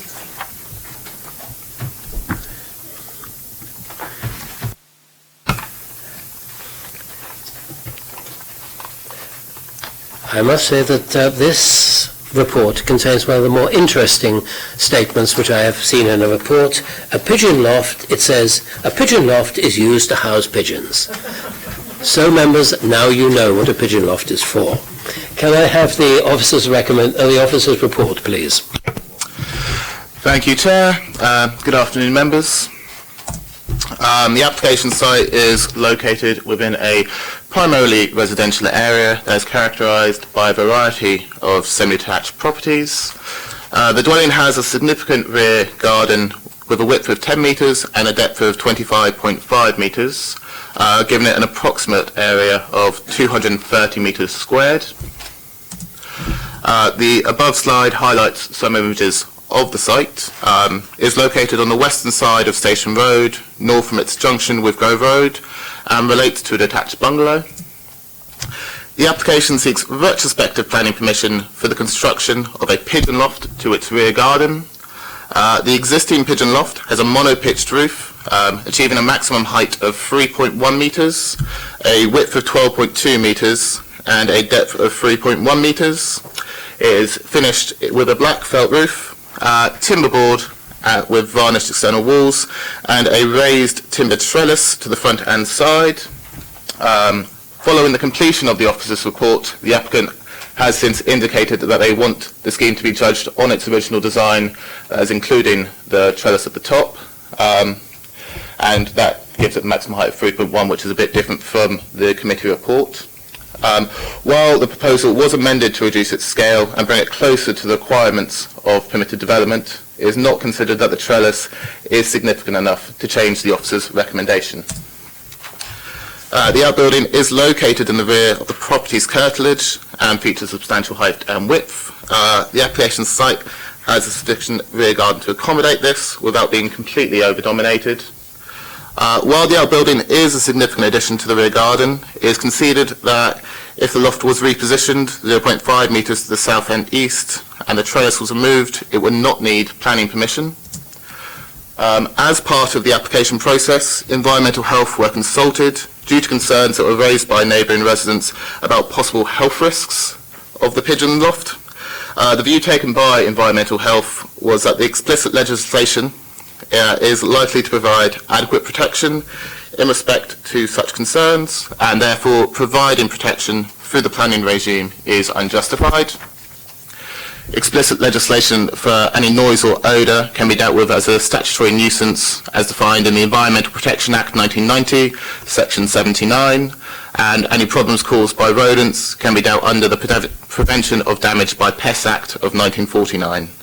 As such, no conditions have been imposed in respect to environmental health and no objections were received from them. The impacts on the dwelling to the north is mitigated due to the loft's placement away from the immediately usable garden area, about 13 metres away, as well as existing outbuildings at this residence. The pigeon loft has an appropriate placement within its curtilage with a significant separation distance of approximately 6 metres from the garden's southern boundary. This distance mitigates the impacts of the scheme on the neighbouring occupiers to the south. It is still visible from these neighbouring properties, however, it is not considered to present any substantial impact on these residents through a loss of light, increased sense of enclosure, or a loss of privacy. So, taking into consideration the design of the proposal and its limited impacts on the surrounding properties and the provisions of the Town and Country Planning General Permitted Development Order, it is considered that the development would be in accordance with Policy PCS 23 of the Portsmouth Plan. Thank you.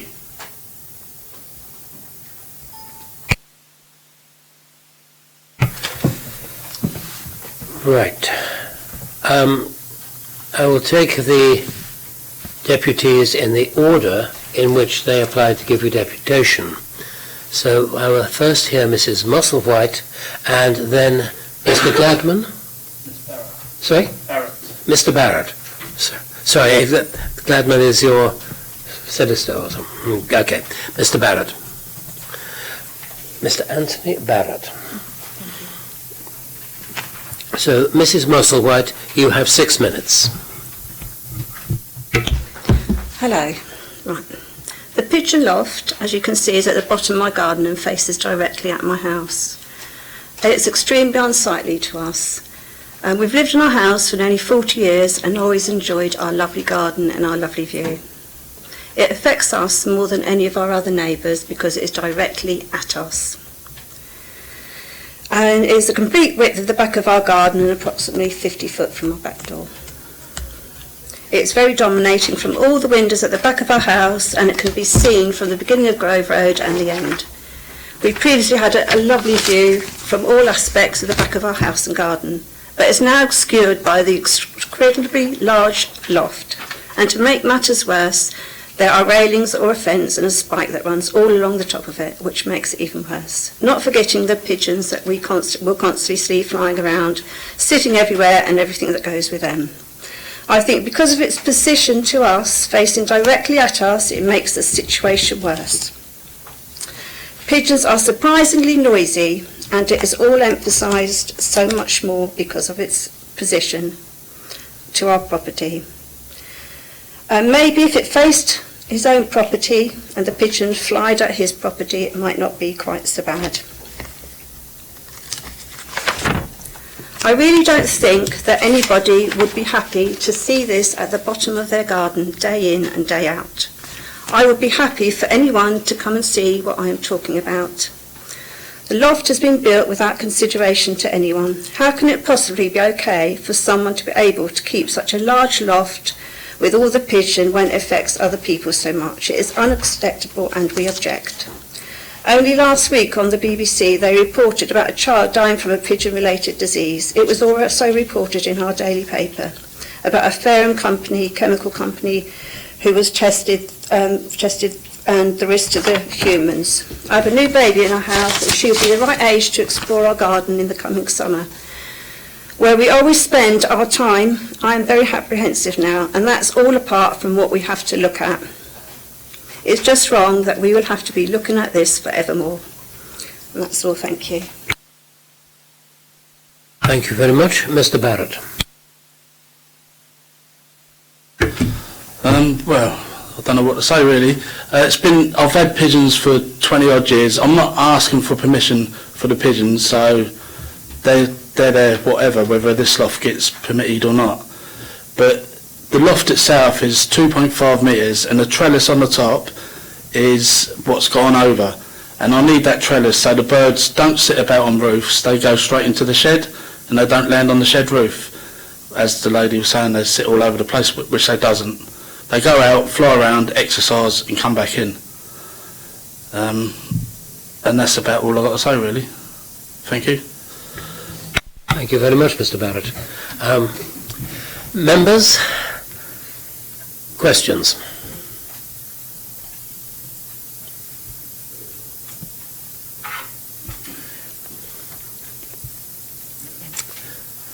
Councillor Stagg, then Councillor Robert New.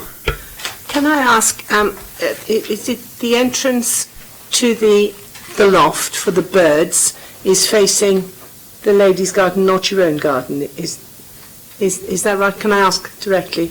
Yes. Well, yeah, but I've got a fence there, and the ladies put a trellis on top, which is 2.9 metres. I measured it this morning, or 2.8 metres from one end. So she can't see it anyway, unless she goes upstairs and looks out of her bedroom window. Can I ask, would it not be better for the loft to be facing the other way? I don't know much about keeping pigeons. I'm just thinking that from the point of view of being less affected by the birds flying in and out in the garden, if it was facing the owner's house, it might be less intrusive.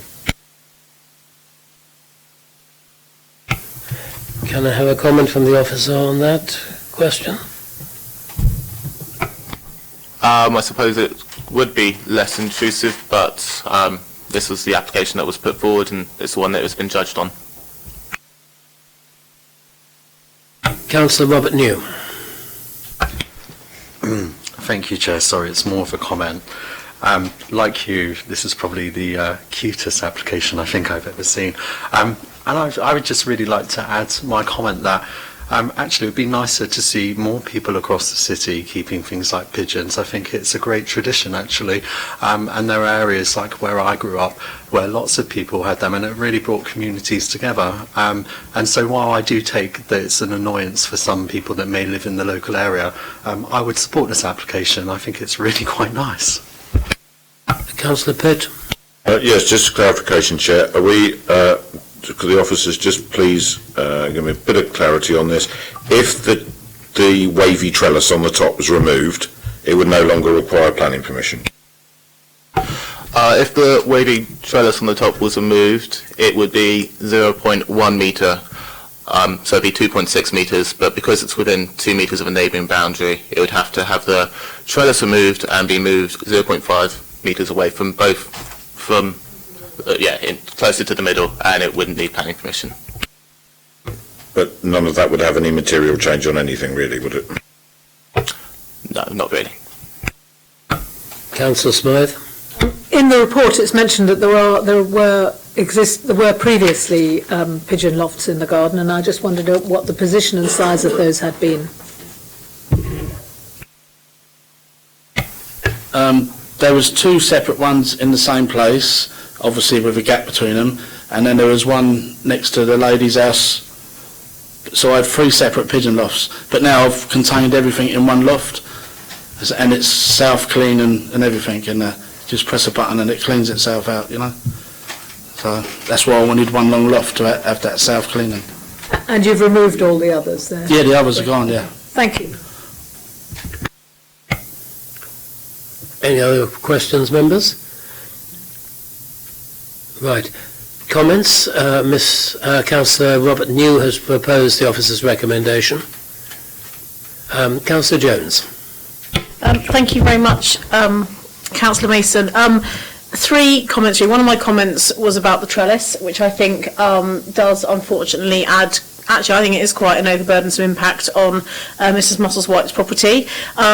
Retrospective applications to me are always slightly aggravating. There is a reason that we have planning system in place. It's, it doesn't take a genius to Google and work out if you need to. I want to do an extension on the back of my house. I've Googled it, I've looked at it. I need to do a planning application, and I'm in the process of doing that. So, you can work it out if you're unsure, or you pick up the phone and you ask the local authority. So, retrospective applications for me, I always judge it as if this was about to be built, because the fact it is already built for me is irrelevant, because it shouldn't have been without planning permission. So I want Mrs. Musselwhite to be clear that from my perspective, I'm judging this as if it was an application fresh, and the fact it's there doesn't sway me in any way, shape or form. Whether that's right or wrong, that's just the way that I view it. It is large. It's a very, very, very large pigeon loft. It's probably the biggest in Portsmouth, or certainly one of the largest, and largest I've ever seen in the city, because we don't have a lot of space in Portsmouth. It does have an impact on the neighbouring property. Having said that, unfortunately, through you, Chair, Mrs. Musselwhite, I don't see that if we refuse this today, unfortunately, back to the government's planning inspectorate, yes, it should be, if it was half a metre off that boundary into the centre of the garden, if the trellis was down and it was another 10 centimetres lower, unbelievably, something that size still wouldn't need a planning permission. So, on the basis that it's 10 centimetres too high and it's half a metre in a westerly direction, or whatever it is, but anyway, the point is that do I think that those 2 things will be strong enough if we gave a refusal today for the planning inspector to uphold our decision if Mr. Barrett was to appeal it? No, I don't. I think a planning inspectorate would say, on balance, we'll give Mr. Barrett the permission. So to protect another 15 grand's worth of public money being spent in us losing an appeal and us being fined, regrettably, I'm going to support it today. I'm sorry, and I do appreciate your position, but I don't think there's grounds for a refusal. Councillor Stubbs, then Councillor Pitt. I don't think I've ever seen a pigeon loft, so it might have been an interesting site visit. It is pretty. Obviously it's a unique application as far as this city is concerned, and I'm actually a little bit surprised that it would fall within permitted development, because I thought it's sort of pseudo-agricultural almost, and so I would have thought that there would have been some limits around that, but you know, the rules are what they are, and there was a pigeon loft there previously, and as has been stated, all you have to do is shave 10 centimetres off the top and move it slightly, which is obviously difficult, not actually achievable, but nonetheless, if it was moved slightly further, it will be outside of planning entirely anyway. So the detailed questions, you know, that we could have about the principles of pigeon loss and so on, I'm sure we could debate that for hours, but it doesn't affect anything. So yeah, I think that this should be approved, and I don't know if it's been seconded or not, but if it hasn't, then I'll second it, and if it has, I will shut up. Councillor Pitt? Yeah, I agree with the other comments. I agree with what Councillor Jones said about it's always disappointing when we don't get the chance to actually decide before something happens, because it is very frustrating that that process isn't followed. But the only thing I could see as an outcome of this is that it might end up even nearer to the neighbour's property. So I don't see there's any benefit in that at all. So I'm happy to support it as well. Well, the officer's recommendation has been proposed by Councillor New. It has been seconded by Councillor Stubbs. Can I see those in favour?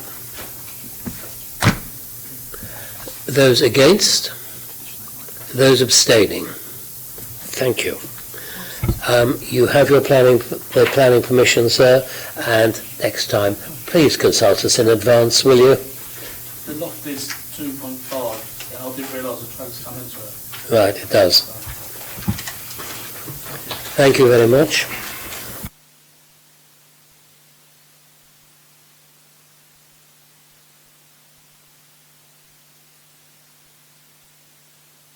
Is Councillor Darren Sanders here? Yes. Councillor Sanders, will you come to the table, please? Could we have a break before we get to Palmerston? Sorry? Could we have a break before we get to Palmerston? Before we get into Palmerston, yeah, we will. Believe you me, we will.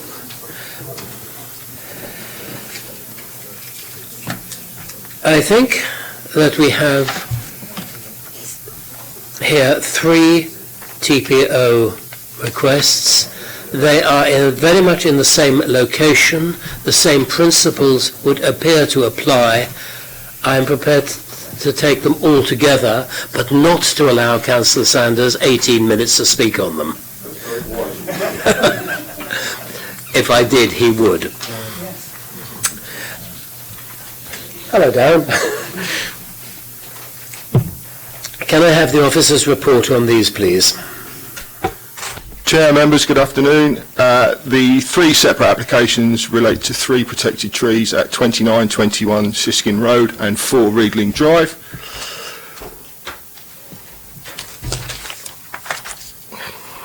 And they are trees 23, 25 and 28 protected by Tree Preservation 184. Which encompasses a tree line which formerly formed the boundary to the St James's Hospital playing fields. The playing field's been redeveloped now to form the area occupied by Milebush Park, Siskin Road and Riegling Drive, and the boundary comprised mainly Lombardy poplar and willow trees. The subjects of these applications are located to the north of the properties at 4 Riegling Drive, 21 and 29 Siskin Road. And it can be seen in a slightly undersized and out-of-date aerial photograph, but the tree line is quite clear across the middle of the picture. 21 Siskin Road is marked by the red pin, and you can see the trees to the north of the properties. Between the properties and the tree line in Siskin Road is a large privately owned parking area for the residents, and the third tree is located in the rear garden at 4 Riegling Drive.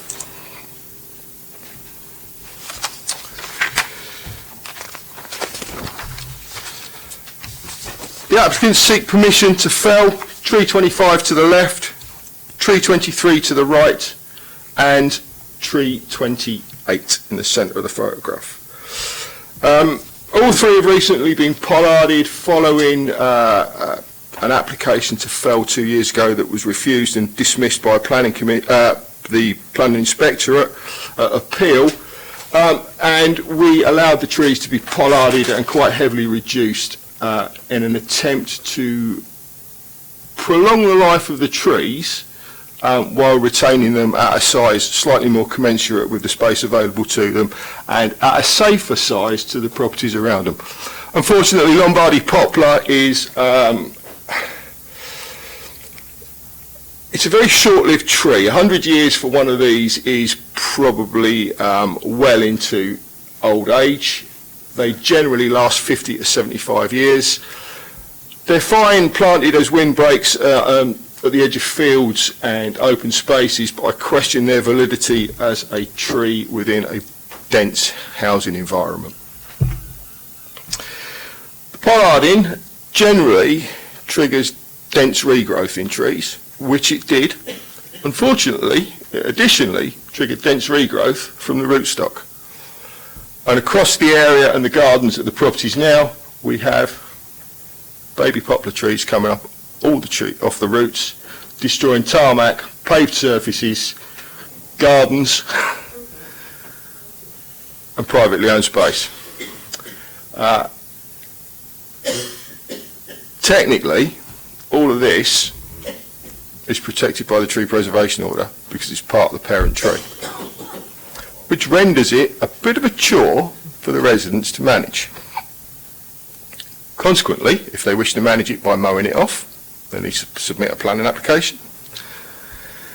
If they wish to treat it with glyphosate weed killer, there is a risk inherent in that the glyphosate will kill the root, the parent root, and increase chances of decay, which could then lead to failure of the main tree. So as a consequence, having attempted to retain the trees, we now left the owners stuck between a bit of a rock and a hard place in terms of management of the remaining tree.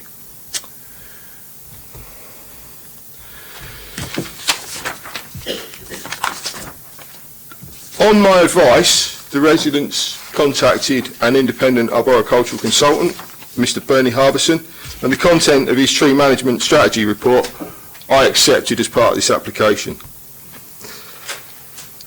A practical permanent solution to the management and the cause of the damage and mitigation of the risk of failure can only be felling. Chasing out of larger roots, while possible, may result in stability problems for the parent tree.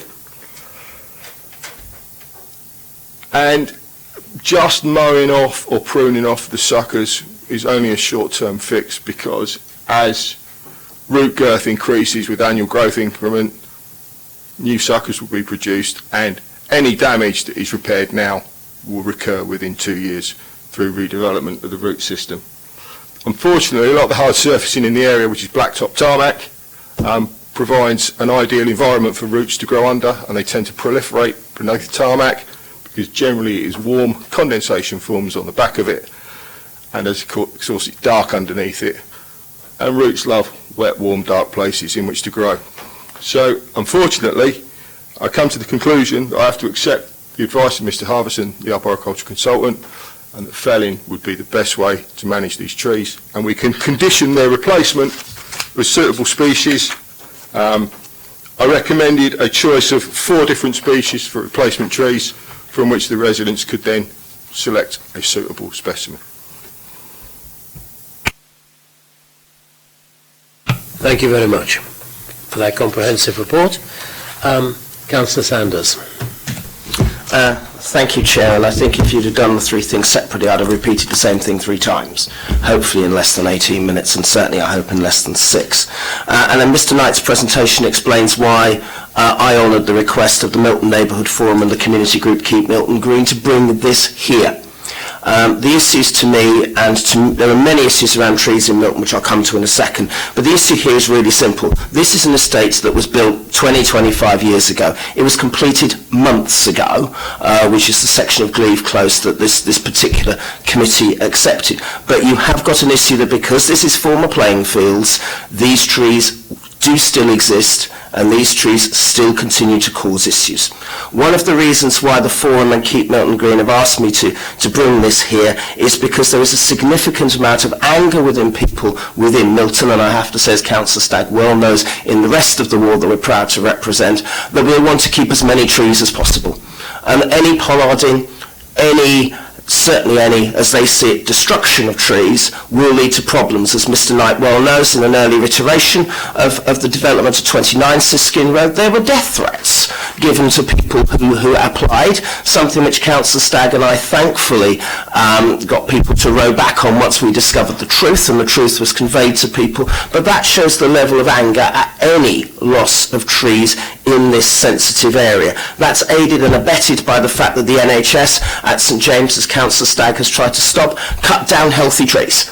And that has generated a level of mistrust amongst people within the North Milton, the wider Milton community, about the loss of trees, particularly on such a sensitive estate. And I think for me, the issue is less around what the outcome is, but the fact that this is being done in the open. And I think this is the only way that we can reduce the mistrust, the massive mistrust that exists at the moment within the Milton community around anything that involves the loss of trees, particularly with the planning applications for St James's, which you may or may not see very soon. I can see both sides. Just as Councillor Stagg and I have seen both sides of the argument with regards to the recent loss of trees just off Tangier Road, where trees exist and they cause an issue, whether in that case it's the threat to humans walking underneath it, and in this case the issues Andy has rightly outlined around the road and around the trees themselves, and I can see both sides. These trees are dying, and these trees are causing significant numbers of issues.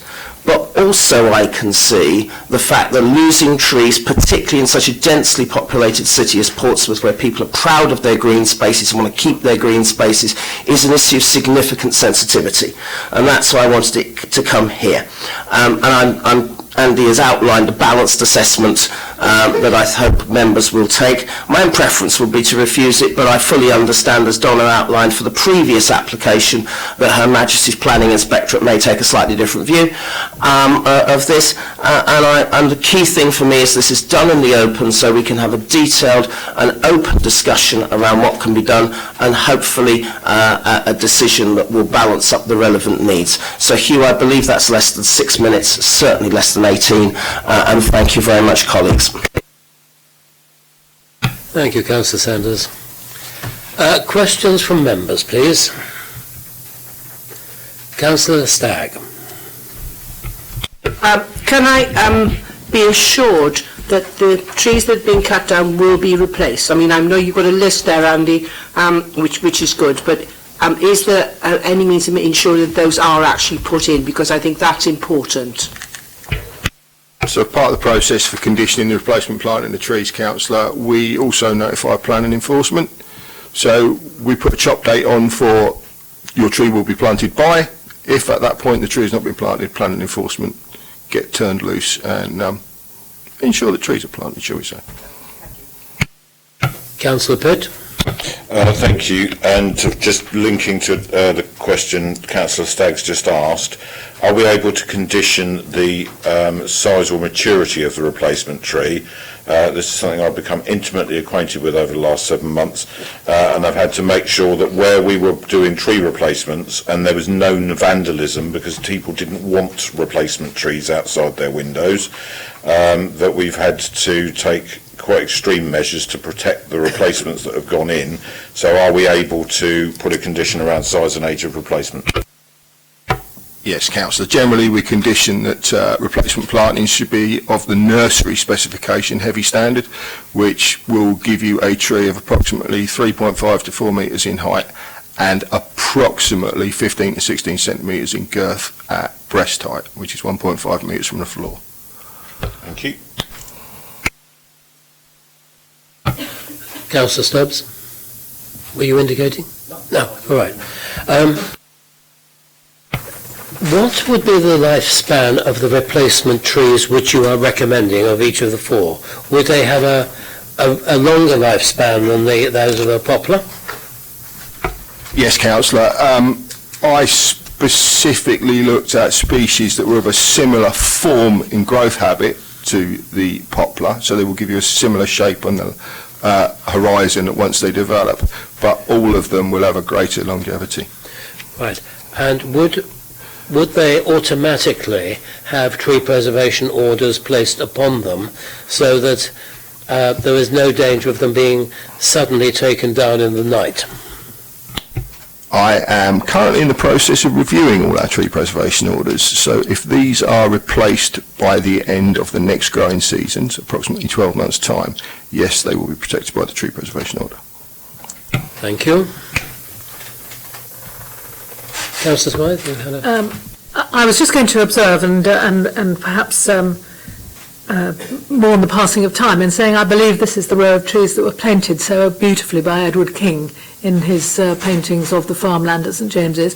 But it does remind us that nature takes its course, and these trees do seem to be at the end of their life, and I would like us to move to support the motion, the recommendation. Councillor Pitt? I'm not sure if it's a question or a comment, but I was quite early on in my tenure as Cabinet member faced with a very large group of very angry residents in Bransbury Park because there was tree works about to happen. So what I asked Simon to do was to notify the ward councillors in writing and to post notices on any trees where felling was proposed, to make sure that the ward councillors were a point of communication and that the notices on the trees gave advance notification of the felling, to try to mitigate some of this public feeling of distrust that was going on. So we're doing that in parks. Is it possible to do that with these, Andy? And would that be something we'd need to do by petition, or would we just request that it happens?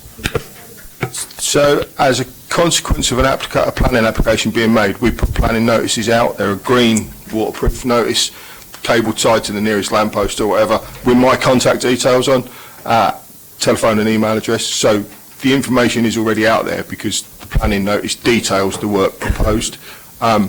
If you wish me to contact the ward councillors and put it out there in a separate notice, yeah, absolutely, no problem. So yes, that would be helpful. And there is a difference between putting a notice up to say you're going to do something and it actually happening. Yeah. So what we've been doing is actually strapping notices to the trees so that people are aware. And I know this might sound a bit silly and a bit over-egging, but we've actually had a couple of incidents where we've had residents potentially throwing themselves in the way of very dangerous equipment because people get so emotional about these things, they don't think about their own safety, and I just want to avoid any of those incidents.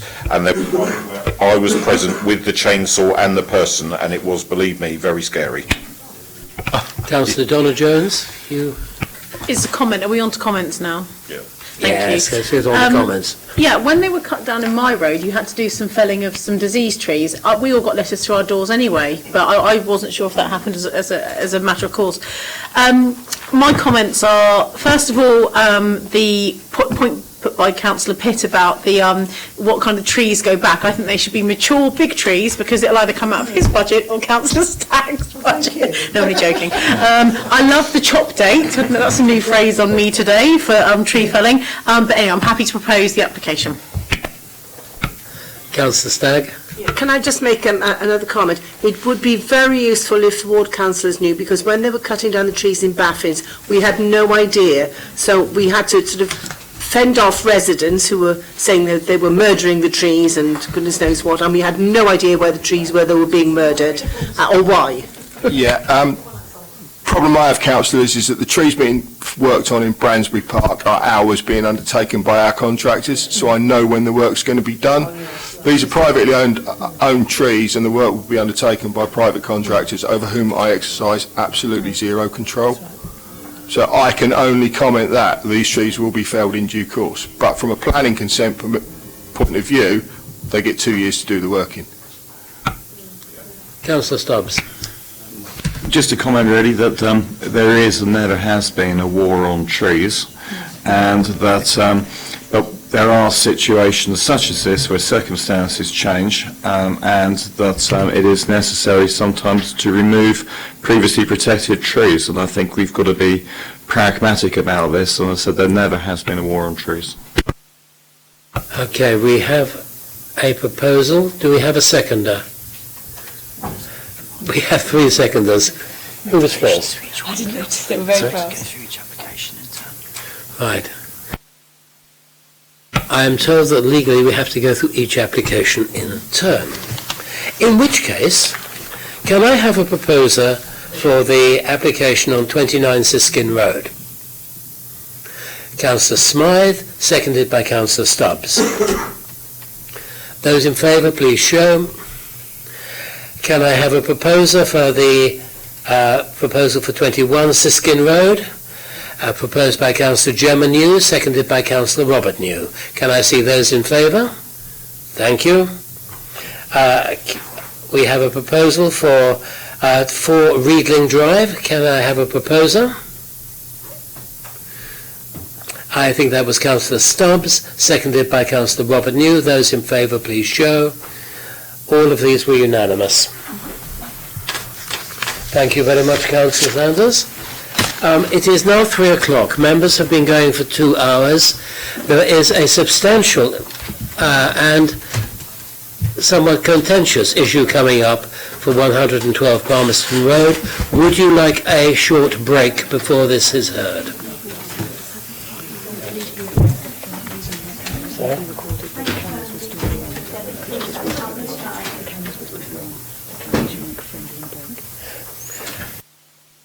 Members, our 15-minute break.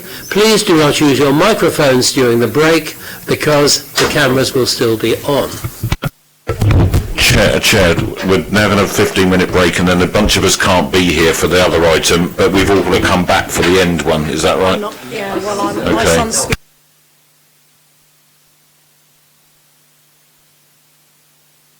Or shall we say, come back if you possibly can, because we need as much wisdom on this as we can get.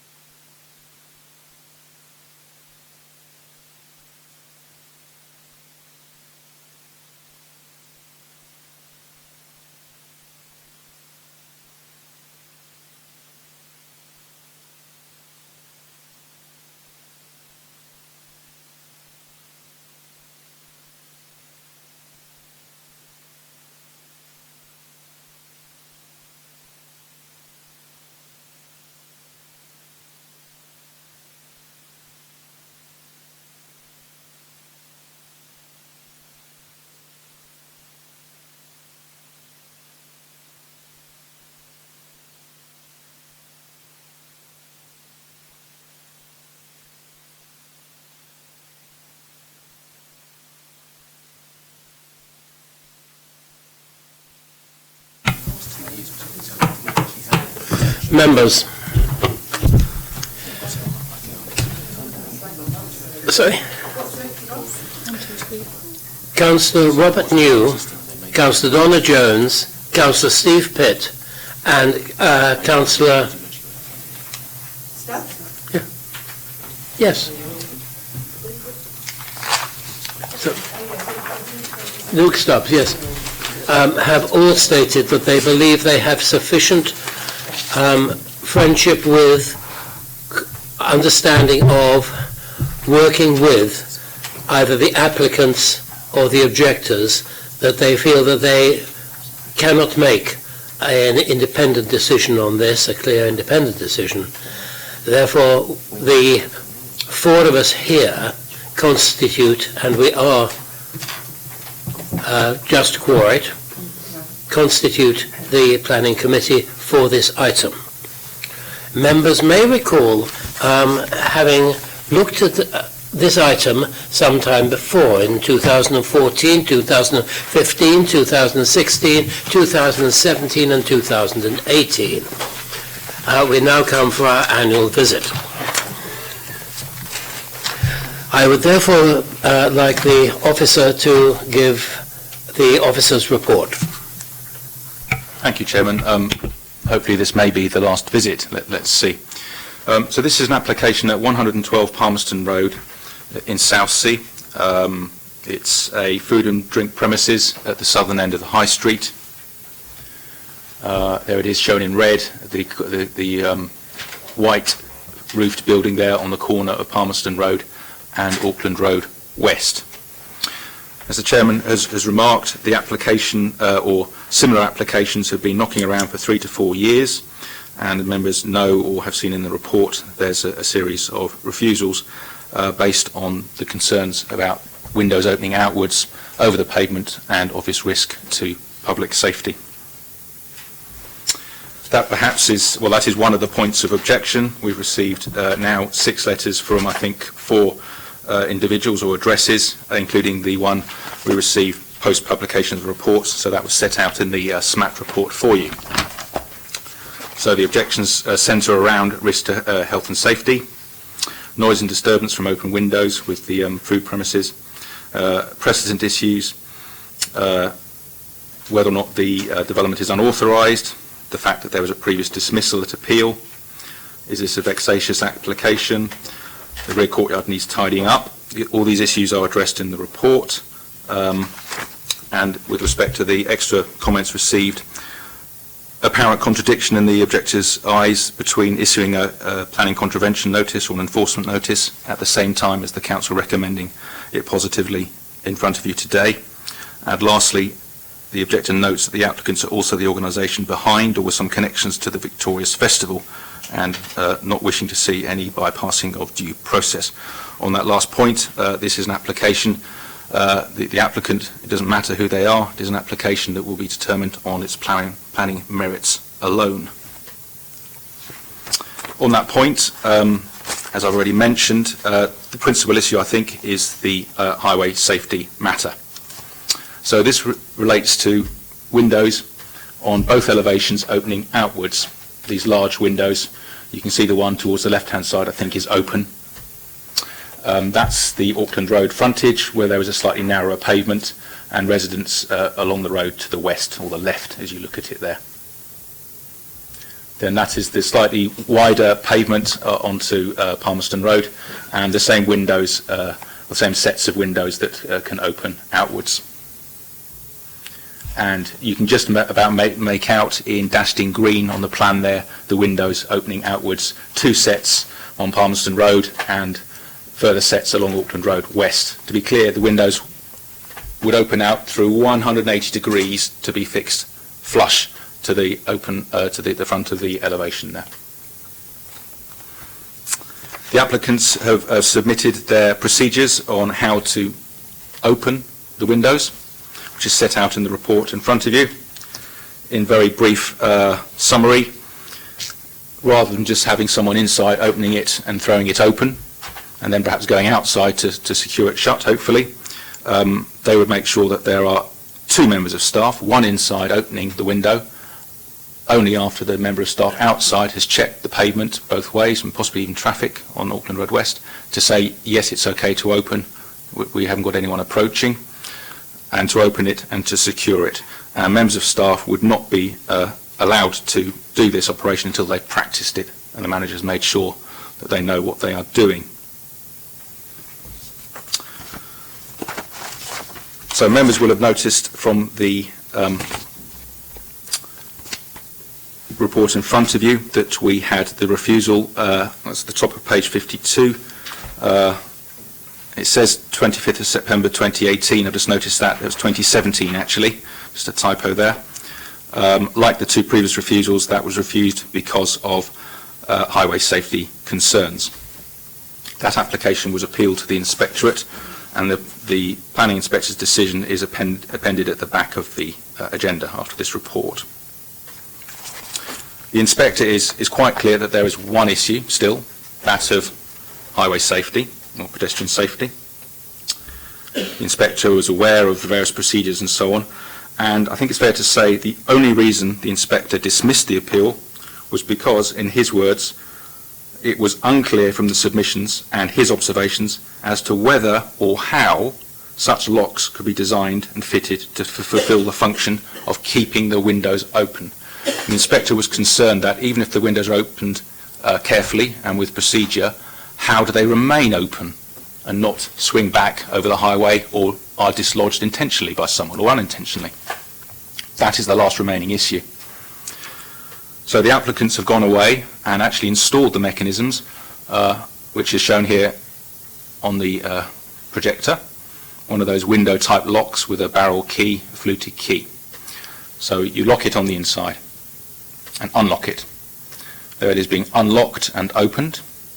This is where the procedure would come in, that the person opening it on the inside would only do so once the member of staff outside says it is safe to do so. And it swings all the way around. And now, this is now looking on the outside as the window is swung into place, and this is the new bracket and bolt that the inspector had not seen. And there it swings into place and the bolt is locked and the key will be removed. And there it is, secured shut. So that was the issue that the inspector was concerned about. That is the solution, straightforward. So to that end, subject to the conditions that the procedures are followed, as I've outlined to you, and that the window is either open fully or shut fully and not overhanging the highway at any other point, that is a clear recommendation to approve finally and hopefully the application for you. Sue Lloyd and Peter Cairns, I would be grateful if you could come to the table. You have 6 minutes each to make a representation. Right. What do I press?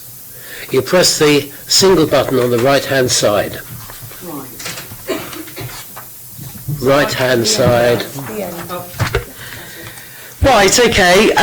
Here we are again, actually. This is, I think, my third deputisation? Third time here, actually, going through exactly the same information that I've gone through before, actually. I live with my young family in Auckland Road West.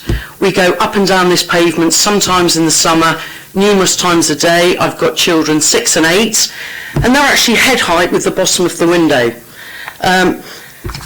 In the last planning meeting that I came to, Councillor Frank Jonas actually was chairing it, and he actually said, I don't want to see this at planning again, but here we are again.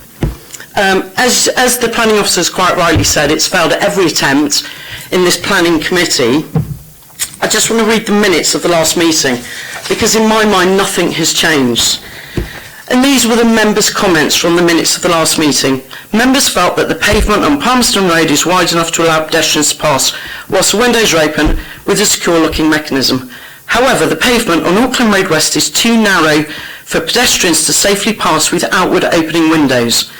Members also noted the concerns raised in the deputations that the window operating procedures are not being adhered to, with reports of people hanging out of windows to close them, causing a risk to passing pedestrians. The last time we were here, we went through this It was actually, I believe, a 3-man window operating procedure where the duty manager was going to be inside, somebody else outside on the pavement, and then somebody operating the window mechanism. These are about 4-foot-high windows swinging into the path of a narrow pedestrian. Less than a week after I was here, round a blind corner. And if you flick back to the diagram, I can show you how it's a blind corner. Completely blind corner, walking along it at pace from Palmerston Road onto Auckland Road West. Can I see the diagram on the PowerPoint, please? My husband, we just had lunch in Sopranos. My husband's 6'2". We went round the corner. There was a waitress on her own. This is less than a week than the meeting. On her own, not even a cursory glance up and down the road, Palmerston Road. It's actually the diagram, you know, the diagram, the map. There wasn't even, can you see that sort of angle that's so basically you're walking at speed round that corner on the left-hand side. You cannot see, you have no visibility of the windows opening or closing. There was a waitress, and I've got a photo here if you want to see it. I can pass my phone around. The waitress solely swinging the window shut into the path, and literally my husband must have missed it by 2 seconds. He had to jump into the road, and if that had been one of my small children running around the corner, I have no doubt that they would have probably been killed by that window. She didn't even look, not even a cursory glance up and down. So it's great for people to sit here and say, yeah, there's going to be SOPs. On a busy summer night, do you really think with the churn of staff you have in places like this, that they're going to free up 3 members of staff to do that? So as a committee, you're putting your blind trust in an organisation that has failed at planning every attempt. We categorically said last time we don't have an issue with opening of the windows at the front, and the recommendation as well was to go back, amend your planning application and resubmit it. They didn't. It's the arrogance of this organisation that they don't even bother to send anybody here. It's this cavalier attitude that Meat and Barrel seem to have for public safety. So it's fine to say there's going to be SOPs, but they will not be followed because they weren't followed after the last time we discussed this. And then they say, oh, well, it wasn't, it was just in our proposal. Well, safety should be at forefront of their mind, public safety. So as soon as they suggested it, they should have followed it, not have to be mandated by this committee as part of planning. But like I say, they failed at every single attempt, and actually it's whether you as a committee are willing to put your blind trust in Meat and Barrel to follow these safety procedures, because if not, you have got 5-foot glass windows swinging completely onto a pedestrian footpath, which is quite narrow.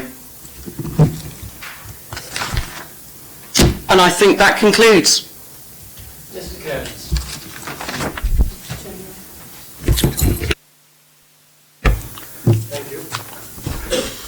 So I'll read from my script. Meat and Barrel have repeatedly failed to comply with planning conditions placed on them. In February 2015, conditional permission was given to the retrospective planning application stating that any outward opening windows should be fixed shut within 6 weeks. 4 years have now passed. A further 3 planning applications, and the planning inspectorate have refused the application, and an enforcement notice was issued last November. The windows continue to be able to be opened. Planning application 17/01014/PLA Reg, submitted in June 2017, contained a window opening procedure dated January 2017, which was incorporated into staff health and safety training. The highway engineer's report states that the procedure mitigates any risk to the public. In August 2017, a neighbour was almost hit in the face by a window being swung shut from inside by a member of Meat and Barrel staff. The planning inspector's report states that the procedure was not in force on the day of this incident. They cannot pick and choose which days they wish to apply their policy. The pavement on the south elevation in Auckland Road West is only about 1.5 metres wide. armrested blind and use a white cane.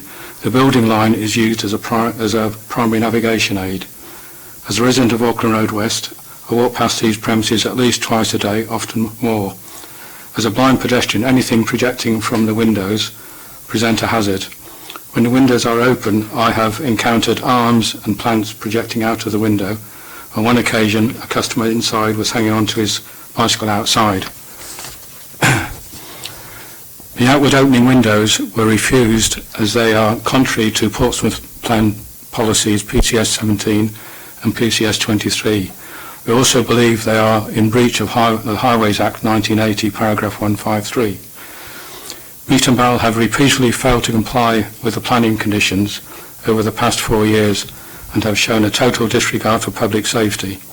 This application has been recommended for approval on the basis that the risk to pedestrians' safety has been mitigated by the adoption of the window opening procedure. Meat and Barrel have failed to adhere to this procedure.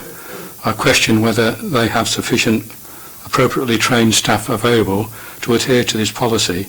Pedestrian safety on the adjacent public highway was compromised. This application should be refused and the enforcement notice enforced.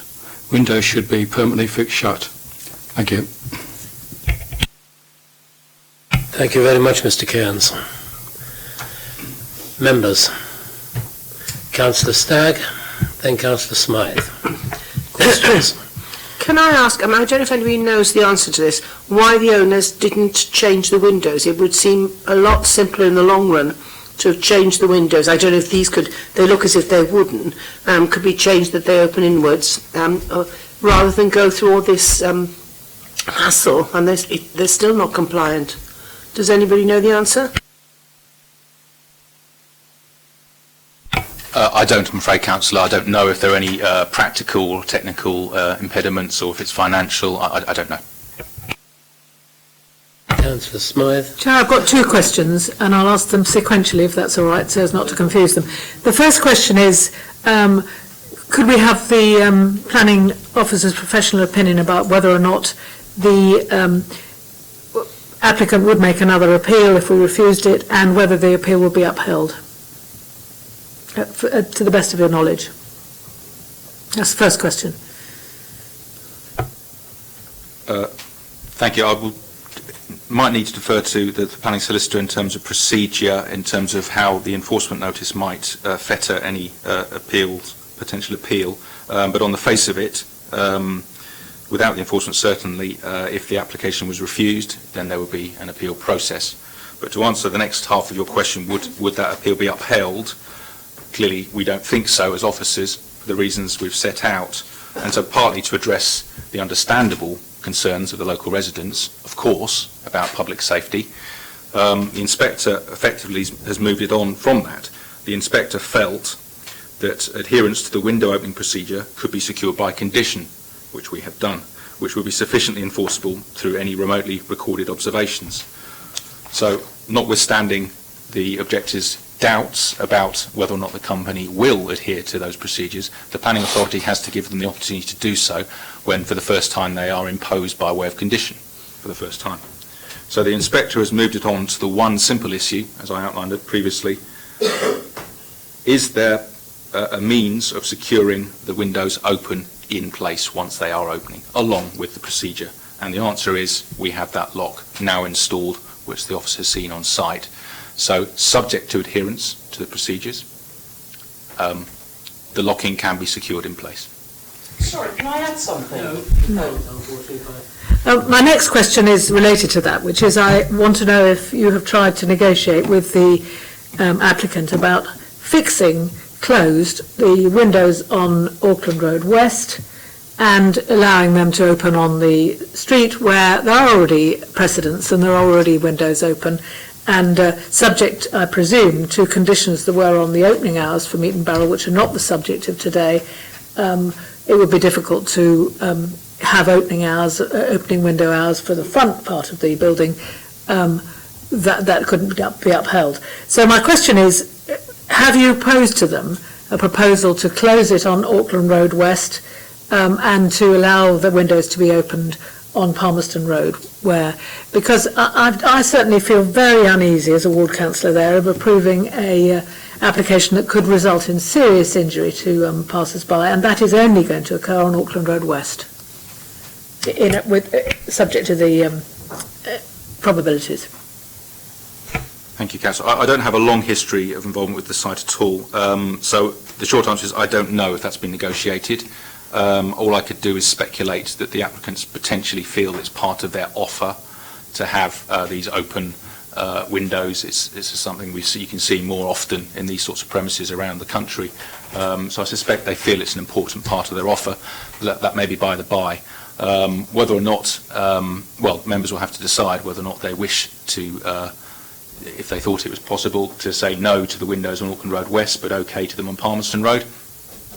That's up to members. And we could do that by a condition, could we? I think, Sim, we don't. The application in front of us is the one to be determined. The planning inspector, when they made their decision, didn't identify or didn't single out any one particular frontage. So the applicant has responded to whilst it was a dismissal of appeal, there were comments made by the inspector who narrowed it down to one particular thing, which is the mechanism for opening and closing and securing them closed. It didn't identify one being more appropriate than the other. The application in front of us is actually to determine the application. If we were to impose a condition that would try to remove part of any permission, I think we'd be open to appeal against that for an unreasonable condition, because we'd effectively be derogating part of a permission. I'd just like to say that we can see clearly that the pavement on Auckland Road West, which is essentially a residential road, is quite narrow. I live very near here, so I use this area all the time, although I've never been to Meat and Barrel. There is a street culture on Palmerston Road, and subject to the conditions on the opening and opening and closing procedure, I couldn't really say that wasn't acceptable. But I do think that if there's a serious concern, and there have been accidents on Auckland Road West, I would like to try and condition that, or negotiate further with them on this matter, because it's a serious matter on Auckland Road West, whereas I don't think it's a serious matter on Palmerston Road. Councillor Stagg. When was this locking mechanism put in place? And if it's been in for any length of time, have there been any reported near misses or something like that? I believe it was put in place relatively recently, either before the application was submitted or soon after, so in recent months, i.e. the autumn, that's what I understand. I'm not aware of any reports since then, but I'd refer back to there hasn't been this procedure required by condition yet, and one would hope and expect that if and when it is required by condition, i.e. a formal decision, they will actually adhere to it. Following on from that, what measures can be put in, if any, to ensure that procedure is followed? Because it's all very well putting it there, but unless you've got at least two people willing to do it, to carry it out, it's not going to work, is it? No, so the applicants are well aware of that. It's their proposed procedure. It's not been imposed. They are proposing it. I think for a premises of this size, I assume there are always a number of staff on the premises, because of the number of people that could be served at any one point. And so going back to one of the earlier points from one of the speakers about being busy and so on, and staff numbers, I presume, particularly on the warmer evenings and so on, and the warmer days, that when the premises are open, fairly open early in the day, there will be enough staff, and B, they will open the windows, carefully following the procedures before they get too busy with all the patrons coming in. Right, carrying on from there. Now, if somebody was to be injured, or hope not worse, where do we as a committee stand legally if we give approval? Because we are representing the City Council, and I'm not sort of looking after my own skin here. It's It's actually the City Council, if we give approval to something that we're obviously not happy about. So. Thank you. In terms of the council's responsibility, there wouldn't be any direct causation attributed to the council in terms of negligence for approving a planning approval in this fashion. What the council can perhaps do is consider other powers that it has under other statutory hats, such as the Highways Act, to look into, even if planning concerns were resolved, whether there were other outstanding statutory heads that we could take action against this particular proposed development, if that were the case. Thank you. And do you know what these would be? My understanding under the Highways Act is that doors should not be permitted to swing out over the highway. So that's something that we can look into through taking instructions from highways officers. But that's by the by as far as the planning is concerned. That's not material. So that would be the civil enforcement officers, presumably, being asked perhaps to keep an eye on things? That would be a good starting point, yes. Councillor Smythe? And that's also a building regulation, so it's hard to know how that got through. I mean, I think, though, that I would be still prepared to see a differential approach to Auckland Road West than I would from Palmerston Road. But it may be something to factor in thinking about a condition.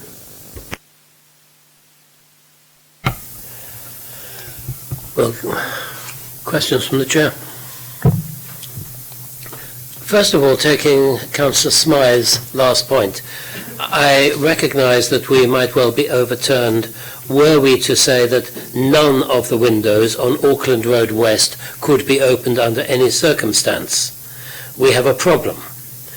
It does strike me, however, that the easternmost of those four sets of opening windows on Auckland Road West is potentially the most dangerous, since, as the deputy mentioned, people coming round the corner are walking straight into that area of window. Now, that area of that first set of windows does not open onto any of the seating inside, as you can see from the diagram. Would we be within our powers to say that if we accept opening of windows on the part of the Auckland Road West site and on the Palmerston Road site, but those two, for safety reasons, we require to be kept shut? Is that possible? Question one.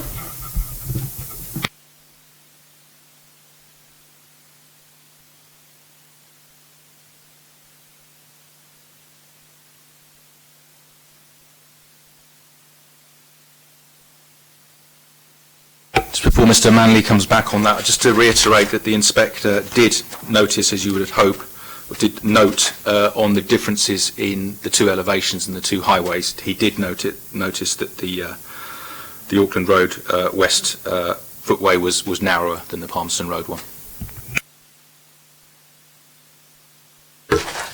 Ultimately, we've given advice as officers to yourselves about the likelihood of a potential of being successful appeal.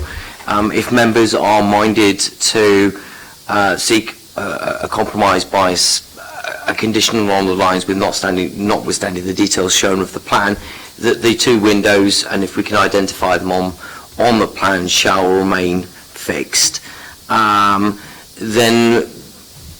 that's you're entitled to make that decision. You are the determining authority, and if you think that is a compromise, then that's entirely within your gift to make that decision. It would require an additional condition to be added to that. Obviously, the advice we've given is that actually the application in front of us is for the one to be determined, and that's going to be the advice that we will maintain, which is we think that the recommendation the application we've considered, we think it can be controlled sufficiently through the conditions we've already imposed. The inspector didn't stipulate any differentiation between the two, other than saying that there was a difference in terms of the narrowness, but didn't turn around and say one's none except one's not. And we worked on the basis of the sort of steer from the inspector in relation to that, to say if he's not raising an objection to it and as a means of refusal, but just saying, well, actually, we just need to understand the closing and opening mechanism, that's where we stand. We followed that advice, and the condition that we've imposed, we think we control. So overall, yes, if you wish to go down that, there is a mechanism, but that's not what the recommendation from the officers is. Councillor Gemman, you? Yeah, it's more of a comment, and listening to all the advice from our people here, and reading the where it was dismissed, the one issue, you can clearly see that they've come up with a solution. So I'm going to propose that we move this to approval. Another question before we come to the question, which concerns how we can ensure that someone who is named shall be responsible. There was a suggestion, I think it was in one of the appeals, that closed-circuit television or something might do this, but it does seem to be a hammer to crack a walnut. I wonder whether we could have some form of condition that whether we could have some form of condition that required a log to be kept of who was the officers or the staff who were responsible for the opening and closing of windows at any particular time. So at least we know who is responsible.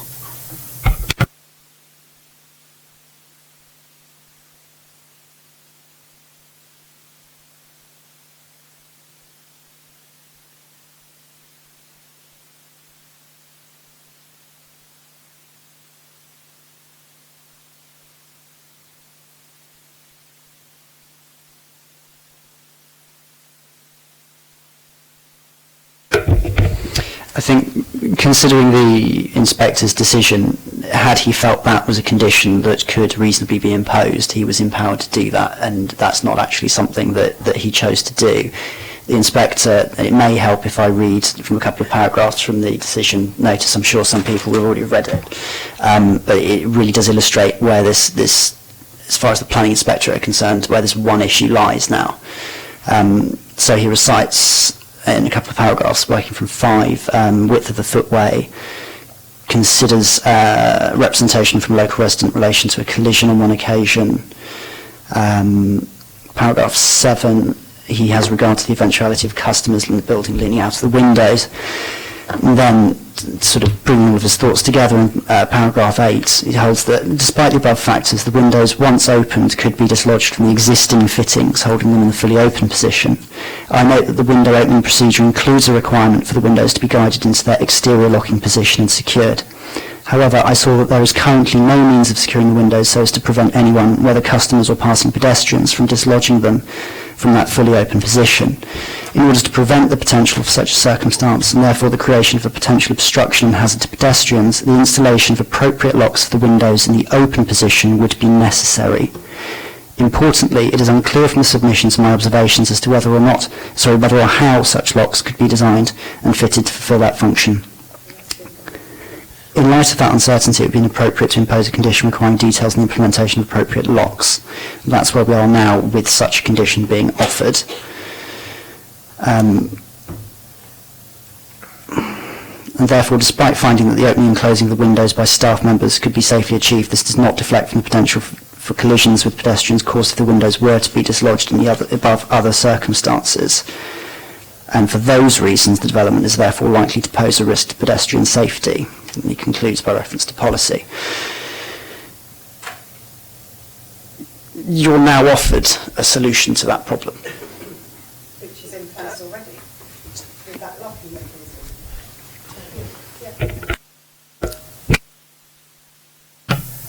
I would contend that although there is a solution, it is surely up to us to make sure that that solution will work, that it can, that we can be sure in our own minds that we are protecting public safety by some means of ensuring that there is somebody who is responsible. Would this not be the case? I think, Councillor, the answer to that would be that you have a condition that satisfies the concerns, and enforcement action can be taken using that condition without overcomplicating matters with logs and paperwork and things like that on a more organic footing. If it is breached, the council would be open to receiving evidence of breach in order to take enforcement action. Councillor Smythe, then Councillor Stagg. I believe there is another possible solution to this. My preferred option would be to make them either remodel the windows so that they could open inside, or to keep them closed. All three. My fallback position would be that Councillor Mason's suggestion would make it safer. I think the business of logs and 3 members of staff and all that is not sustainable, and I can't sit here and approve that while we're relying on that in a busy pub. I do think, though, that they have solved the problem of the latches accidentally getting removed and the wind blowing it and stuff, so I welcome that. But we have to solve the problem of, even if you have 3 people opening the windows and the procedure dealt with, there is the risk of passing pedestrians on the Auckland Road West side, where there isn't a wide pavement, getting hit. We could require them to construct and to put up 2 barriers on the footway for the short minutes when they're opening those windows. And one would have to go round the corner, so that it would stop people going round the corner, and one would have to go on Auckland Road West. That seems to me would be something that we could do, and that those of us who are local residents could see they're doing if they are opening the window, which would mean that residents couldn't accidentally go around the corner whilst the operatives are there. I'm thinking of a child on a cycle or something like that. I'm thinking of an elderly person with limited mobility or sight, or an elderly person indeed in a wheeled thing who might not notice. They could then cause injury to the operatives trying to open the window as well, to be quite honest about it. And I don't want to see any accidents of that nature happening so near to where I live. And I can't, in all conscience, sit here and knowing that there have been accidents and approve the permission as it stands. But if I think, for me, if there were purpose-built, very clear temporary barriers to that bit of the footway for what's going to take about 5 minutes, if that were put up every day, that would warn pedestrians of the potential hazard during that point, that would be my third preference for what we should do with this. But I'm not prepared to agree to this without having some conditions that safeguard the fears and actual experience of people who could be injured. So, I mean, if there were proper A-frame, permanent things saying windows being opened, footway closed for 5 minutes, I think that would be something else that could be done.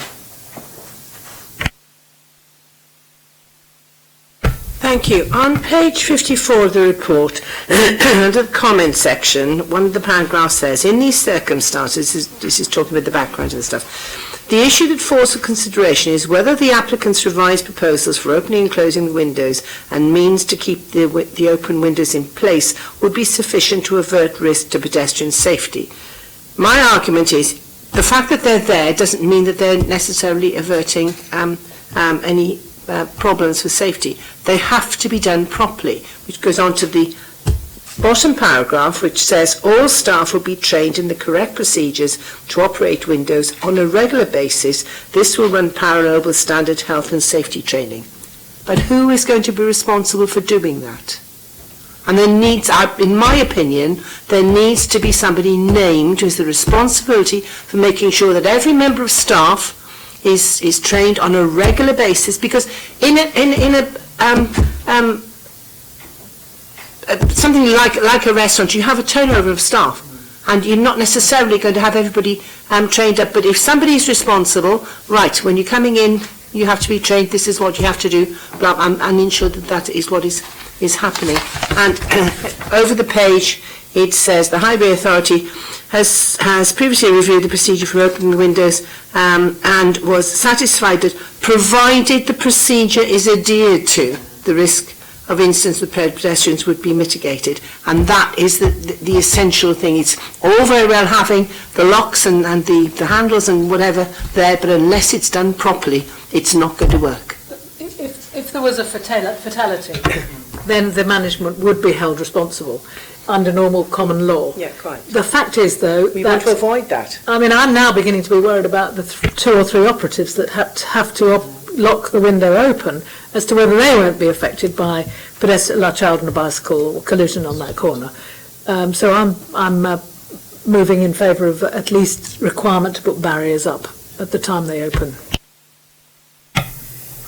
It would seem to me that that would not be unreasonable, because if you look at any public convenience, when they are being cleaned, there is always an A-frame notice put up warning people of the hazard.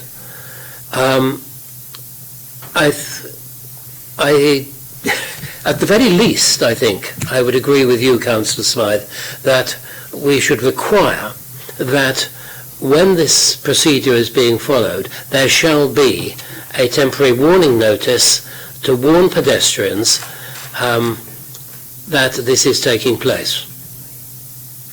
But how do we ensure that this procedure is taking place?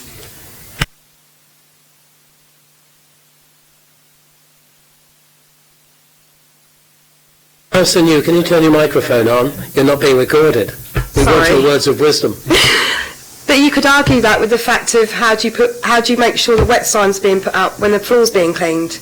There's usually somebody who's responsible. If you look around the civic offices, there's always somebody in charge, a supervisor, who makes sure that these things happen. Yeah, but who's making sure that happens? The supervisor. Yeah, but you've got one supervisor. Okay. Well, it could be the manager or the assistant manager, whoever is the duty manager that day. Let's take this in order. Order 1, would we be in order to require that a warning notice be placed temporarily whilst these windows are being opened? Can we do that by condition?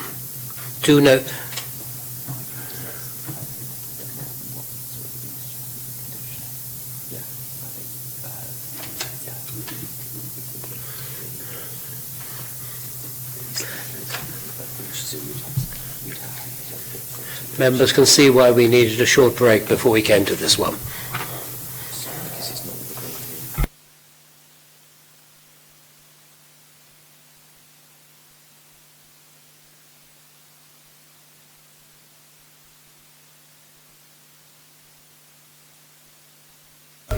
Okay, we take the view that to implement what you're suggesting, officers will require delegated authority to go back to the applicant and suggest amendments to the window opening procedure to include such warning signage.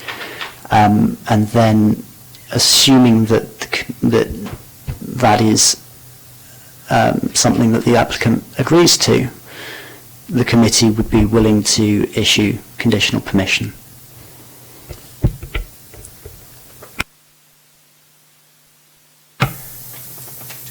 So we would give the officers delegated power to give permission for the windows to be opened and locked back according to the recommendation in front of us, provided that negotiation could ensure that warning notices were provided. Would that be acceptable? At least 2 warning. 2 warning notices would be provided.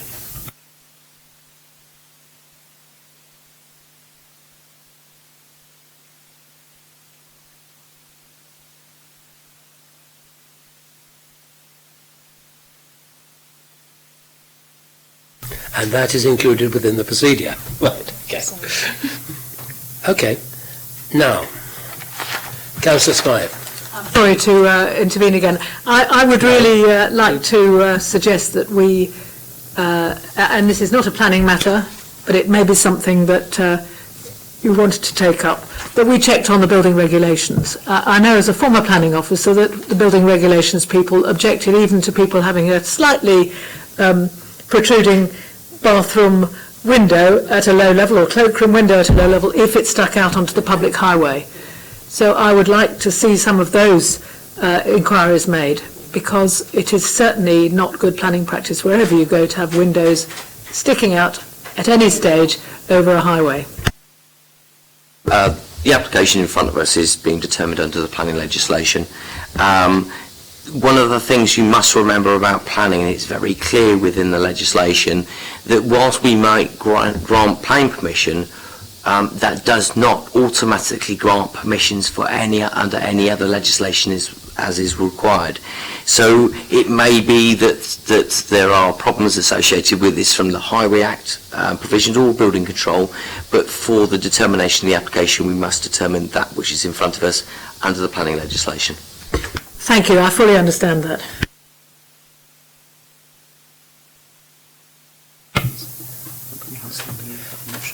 Yes.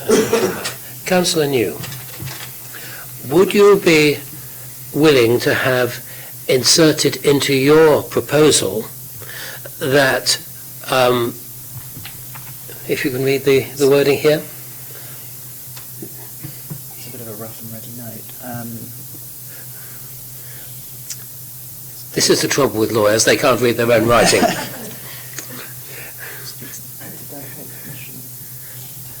That we delegate permission, so that we delegate authority to the officers to conclude an arrangement whereby two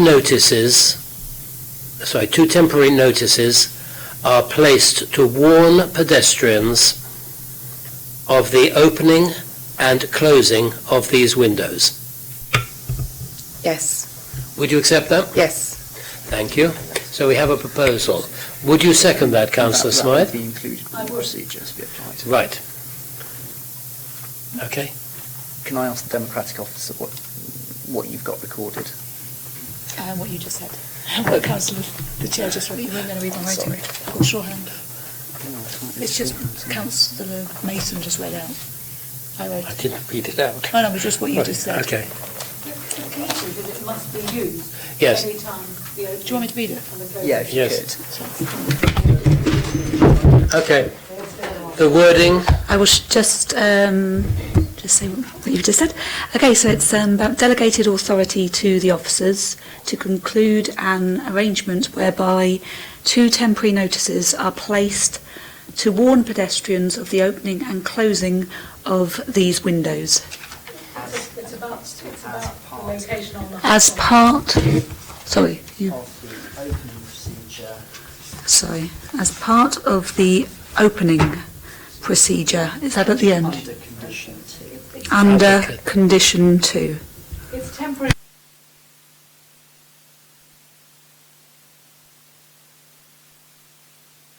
It's temporary barriers so that people can't accidentally run into the opening and closing, and also to protect the operatives. It's an A-frame of some sort, just like we have in the public lavatories. That's what it is. And it's only for however long in the day.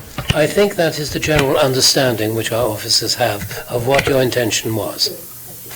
Forgive me, to my mind, those A-frames that you refer to are more signs than barriers that would actually physically stop somebody from proceeding through, as a point of clarification only. Yeah. It's on the pavement, it's not on the wall. Yeah, and crucially, it's not an obstruction to the highway. If it is 4 or 5 minutes, it's not on the highway, but it's on the pavement to stop a child cycling into a disaster. So would it be an obstruction? Sorry? If it's a small sign, I don't think it would be. Okay. Those who are in favour of that proposal, please show. I think there was a certain reluctance on some members, which is noticeable, but that has been carried unanimously. We now look forward to seeing the implementation. I hope, as Councillor Jonas said some months ago, never to see this back again.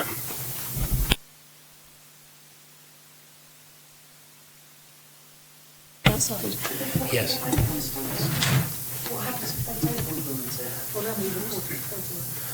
Well, there were two.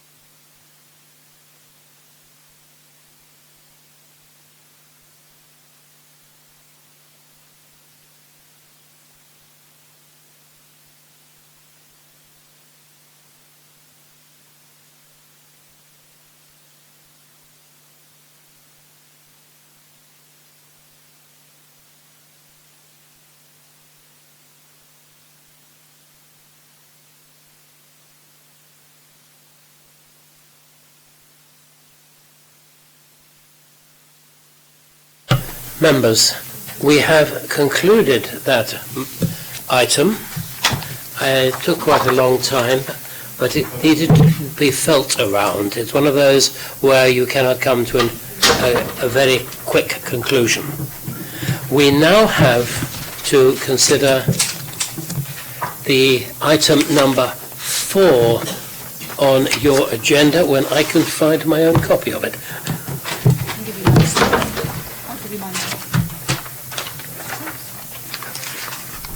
Right, thank you.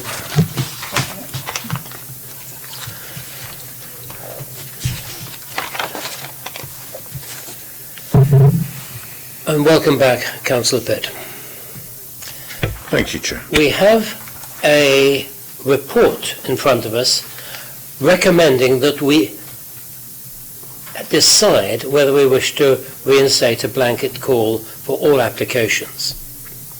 I would like to introduce this by making 1 or 2 points. The first one is that we cannot decide here. We can make a recommendation to the planning, the hold of the planning portfolio, that the PRED portfolio decides on this matter, if we wish to make any changes. Secondly, it is very clear that until and unless the portfolio holder makes that decision to change it in whichever way he should wish, the status quo remains, and all planning applications will come to us until and unless the SPD is changed. The third point I would make is that, as we became very well aware earlier this afternoon, we cannot, at the present time, consider or approve changes which are based upon the existence of the 10% rule if a property already has some form of HMO authority, permission. So if it is a C4 use, we really cannot change it if it is merely moving to a sui generis use. However, there are a number of situations in which I think it would be right for us to consider such planning applications. They are obviously the planning issues of the size and appointment of the properties, whether they are healthy, whether they're the right size, the matters which we discussed with 4 items earlier this afternoon. But there are also matters which may be raised by other officers, environmental health, highways, to name but two, which, if they have concerns, then I would suggest that we are the proper place to consider those. I think we need to come to a recommendation this afternoon, because if we keep bringing to this committee applications to upgrade an HMO from C4 to sui generis, we A, give false hopes to those local objectors. We have seen this afternoon. Secondly, we would risk costs from the Planning Inspectorate. And thirdly, and most seriously, we would risk the Planning Inspectorate deciding that we are not fit for planning purposes to be a planning authority. Their ultimate option is to dismiss Portsmouth City Council as a planning authority, which they can do. As I think Mrs. Upton-Brown reminded us at a previous meeting. So, with that as the preamble, what would you like us to do? Where shall we go? What are your views?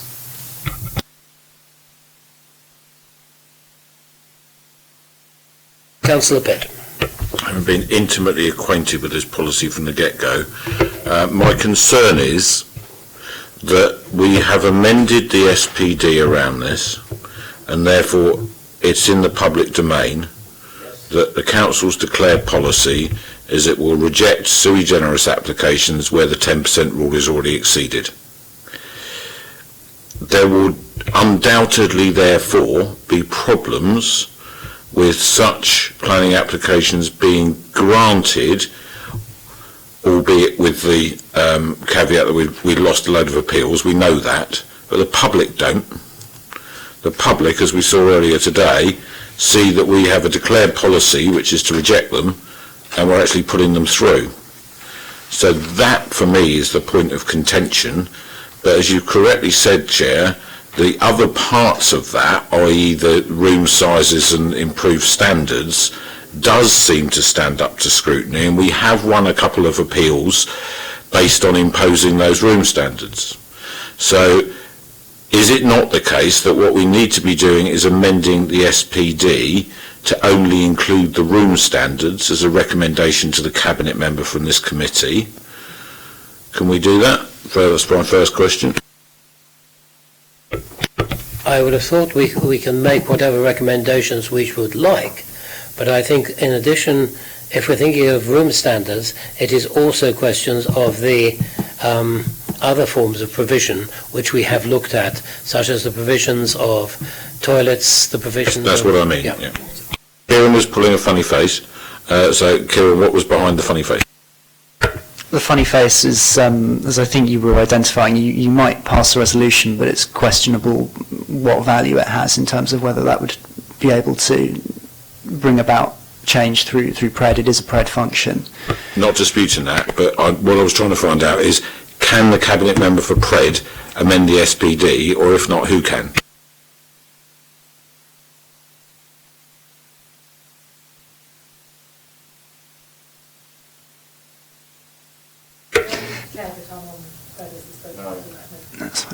So the PRED member can amend the SPD, but obviously that would be subject to prior consultation and the principles of good governance.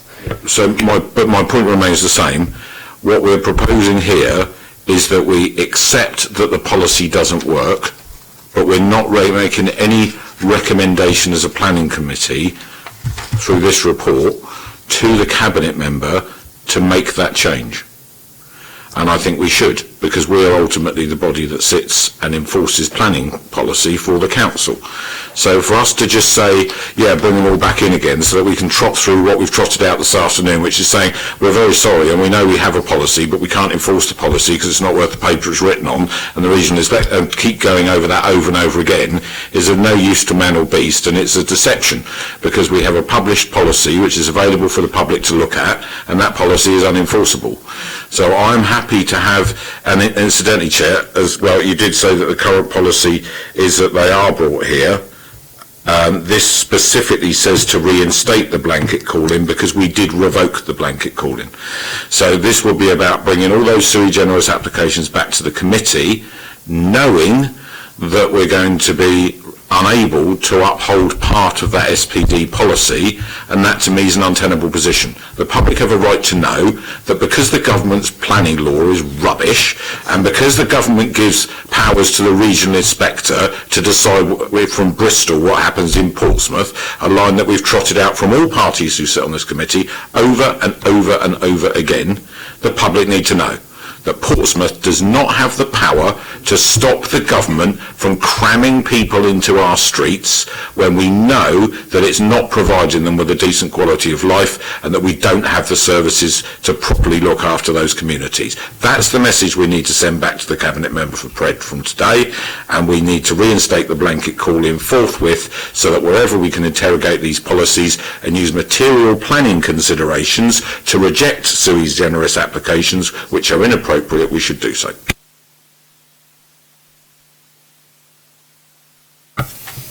Councillor Smythe. Thank you, Chair. This may not be directly relevant to this particular discussion and decision we've got to make today, and I tend to agree, subject to further discussion with Councillor Pitt on that. I do think this needs to be something that we are able to say to the public we will consider again when we come to do our local plan, and which would contain new SPDs. I know we can do that.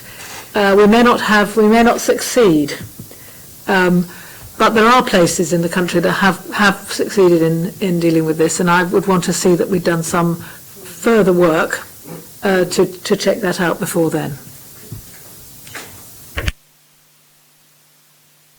Mr. Manley. I think it's important to clarify that basically this paper was brought because previously you had a blanket call in, then you had the SPG, which came forward, the SPD saying that if it was going to go from C4 to sui generis in an area where it was over 10%, we would resist it. That's the element that's causing the problem for us. In terms of the wording of it, it's the wording which is causing the problem, because there will be situations in relation to a C4 operation that goes to a house in multiple occupation where the level of occupation is so high that we think that it still could have an impact upon the area. Now, the problem we're getting is that at the moment it's a blanket, basically it's our policy saying it's a refusal, so even if it goes up by one, we have to bring it to committee. That's not going to change with any resolution we make, because our scheme of delegation requires us, if it's contrary to the provisions of the SPD, then it will come to committee anyway. I think we need to be very careful that the SPD, if you are minded to make a recommendation to Pred from this discussion, that you maintain that position, that you can, that there is a resistance to C4, from C4 to sui generis, but where there's demonstrated to be harm associated with it. Because I think the issue you've got there is because the wording of this SPD doesn't stipulate that it's not by fact and degree associated with the level of harm associated with it.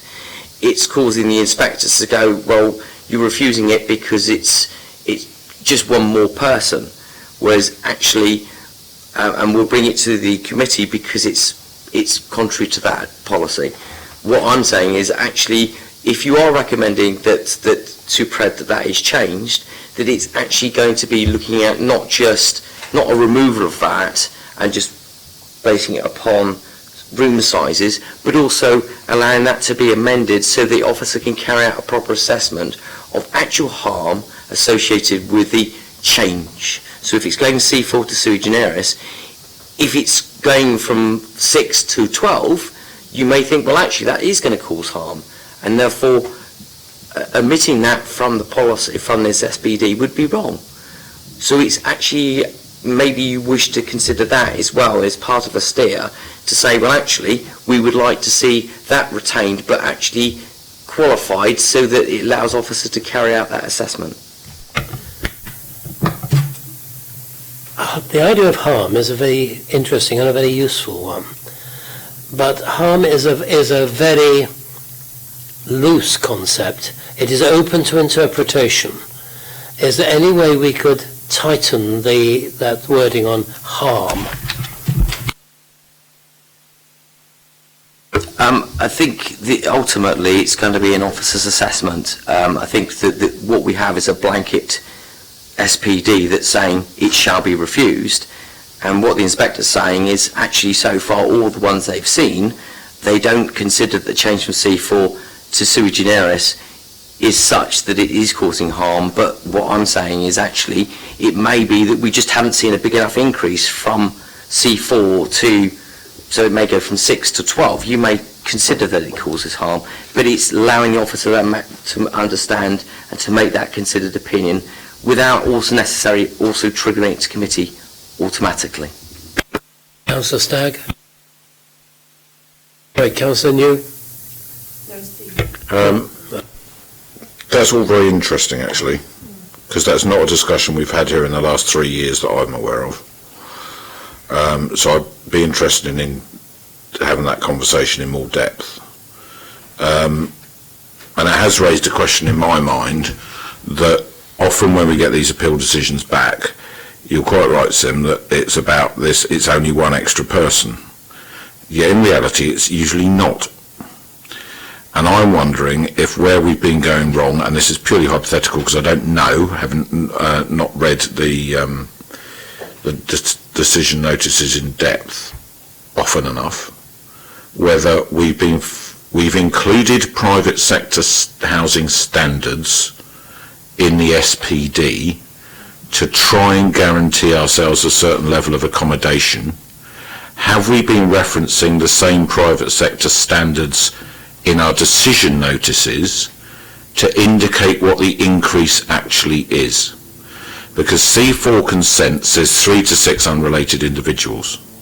But in some of these cases, the private sector housing has only been licensing these buildings for 4, because they're not actually, although that's the category of consent, 3 to 6, some of these houses are not suitable for 6 people.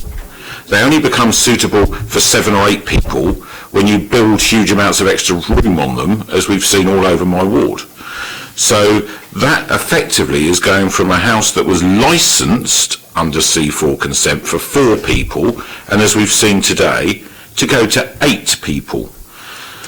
So Sim, are you saying that it could be that if we can evidence that this is doubling the number of occupants for this particular property, that might, I'm not asking you to stand by it, but might be evidence of harm, because what we could do is say, due to a similar number of sui generis applications within the 50-metre radius, where we have seen an increase in occupants, as I articulated earlier on today, 18 times 3, 54 extra people. So if this was the property number 17 or 18 on that list, and we had seen all of this, is there, in your opinion, is there a point where we may see a balance tip in our favour to be able to demonstrate harm? In short, no. What I was actually saying is if you've got a C4 use, which is up to 6 people, at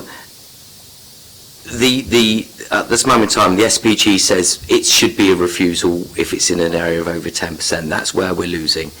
Now, what I'm saying is that when members were talking about this just now, we were talking about actually that being removed and not because of what the inspectors are saying. What I'm saying, actually, it shouldn't be removed. What it should be is members should think about actually amending or recommending to PRED that the wording be changed so that it's by fact and degree, because there may be circumstances when an inspector would hold that actually the number of people going from 6 to 12 is sufficient to cause harm to the character of the area. And I think it's by factor and degree, because ultimately it is for us to make that considered opinion as a planning authority. And this SPD does allow us, at the moment, it's basically saying if it goes from C4 to sui generis, it's a refusal. And I think that's where the inspectors are struggling. I think what we need to do is amend it to allow the officer to carry out that assessment, to assess what you're talking about, the harm. It would be up to 6, because that's the C4 definition. But it would allow officers to make that consider, so not rather than just getting rid of it as a recommendation to PRED, to actually say to PRED, well, actually, we think the wording should be changed so that it gives officers the ability to consider whether the increase from C4 to sui generis in terms of residential numbers above 6 would be sufficient to cause harm. And I think there will be a point where you get where there's very large extensions, will take it to a point where at the moment the inspectors are saying, well, 1 or 2 isn't going to cause harm, but it may be if it's sort of like doubling up or tripling up the number of people in there, we could quite justifiably say actually it is causing harm, and the inspector would hold in our favour in respect of that. It's just basically clarifying to say if you are going to go to PRED, that you don't go to PRED with a view to get rid of it in its entirety. Do you get my point?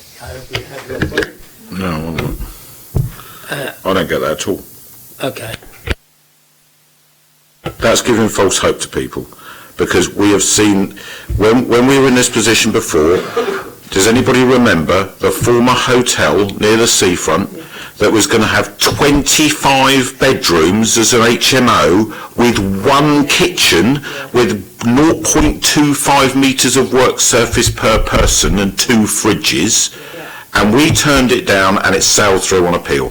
So if they're not going to look at a 25-bed HMO as being too big, what are we holding out for? The off chance that somebody puts through a 50-bed one? And the C4 thing's a joke, because it is 3 to 6, but unless we're going to amend the policy to say that it's based on the actual number of people that the property can be licensed for, the loophole here is not 6 to 7, it's 3 or 4 to 7 or 8, and that's where the harm's coming from. So that's the bit we need to sort out, and I don't think where we are or what we might be looking at here would do that. We need some other work to be done. So if the recommendation is go and do some more work on this, that's fine. But in reality, if you've got a 2 up, 2 down house and it has C4 use because it's able to hold 3 tenants, and they go and build another house the same size on the back, which is what we've seen in some instances, it suddenly goes not from 3 to 4, 5 or 6, but 3 to 8. The evidence that we've seen I've been here a long time doing these, and the evidence we've seen on dozens of these is they still won't turn them down.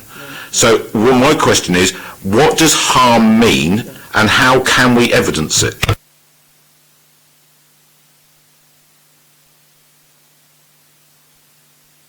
Harm is a planning decision, basically. It's that, forgive me, what I'm trying to do is to actually assist in any resolution by just saying, you know, that policy there is or within SPD is causing us a problem, but it doesn't need to be just, if you were to recommend going forward to PRED to change it, to actually not get rid of it in its entirety, I'm trying to assist.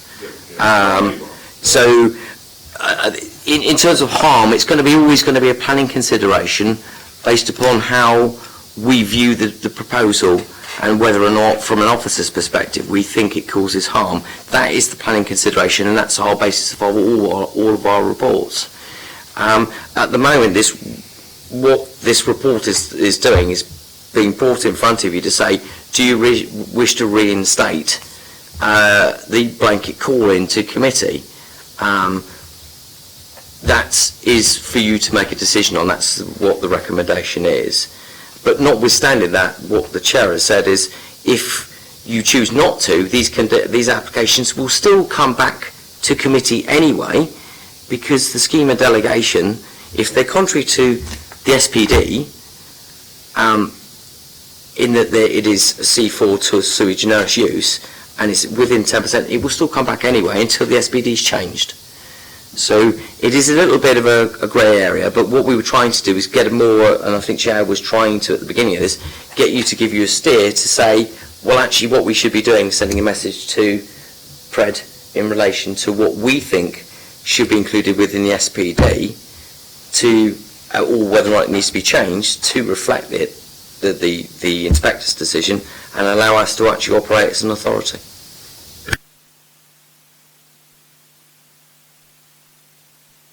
Councillor Smythe. I bow to Councillor Pitt's experience on this because I haven't been involved so long. And I'm not sure that and I think I share some of your pessimism that this would help us a great deal. But I do think it would be a good thing to investigate a bit further, so that we do, even we might test the inspectorate on if it's a huge increase in numbers, and if there is a way in which the planning officer, having done their investigations, can be encouraged to look at the harm, and that's harm to neighbours and neighbourhood and harm to individuals who might be living there.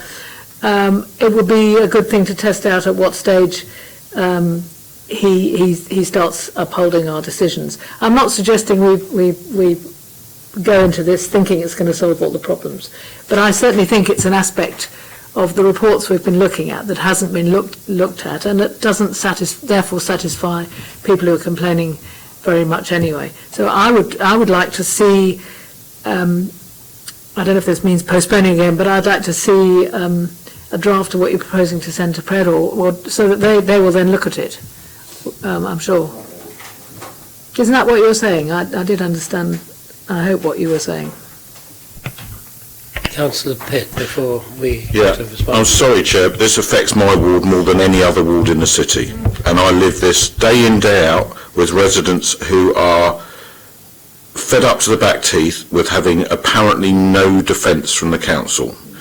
We did a huge amount of work. Councillor Jones worked with Councillor Tom Wood. I did a huge amount of work with Claire Upton-Brown on this. We interrogated every single aspect of the issue. And when you read the reasons for overturning on appeal on HMOs, the regional inspector will not consider our parking standards.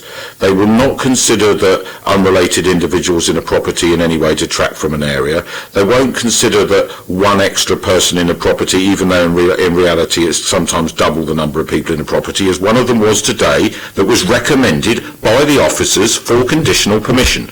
So if that's not going to be harm, what is harm?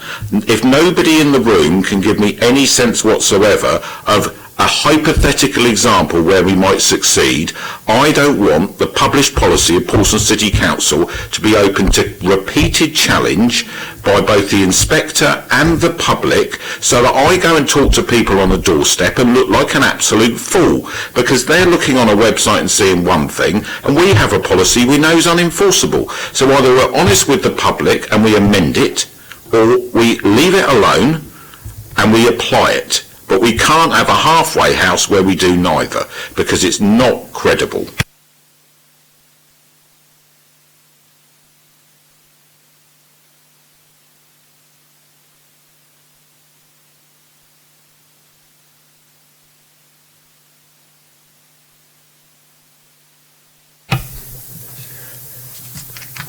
I think you floored them.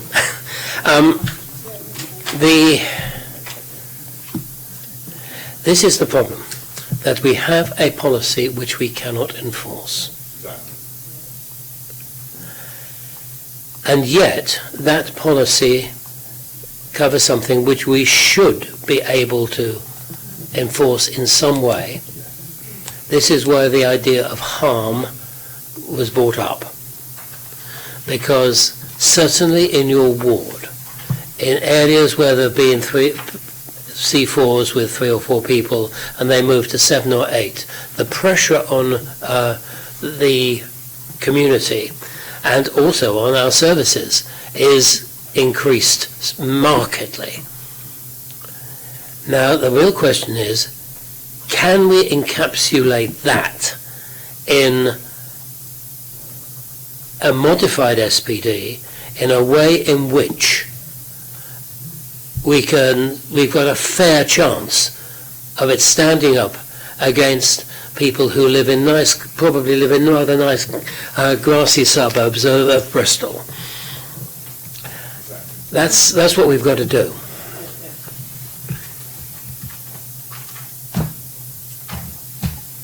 I'm not sure how we would define harm, but harm might be a way forward. Let's have a Councillor Stagg. Yeah, I was going to ask that. I mean, things like, obviously, parking is my nightmare, and air pollution, etc.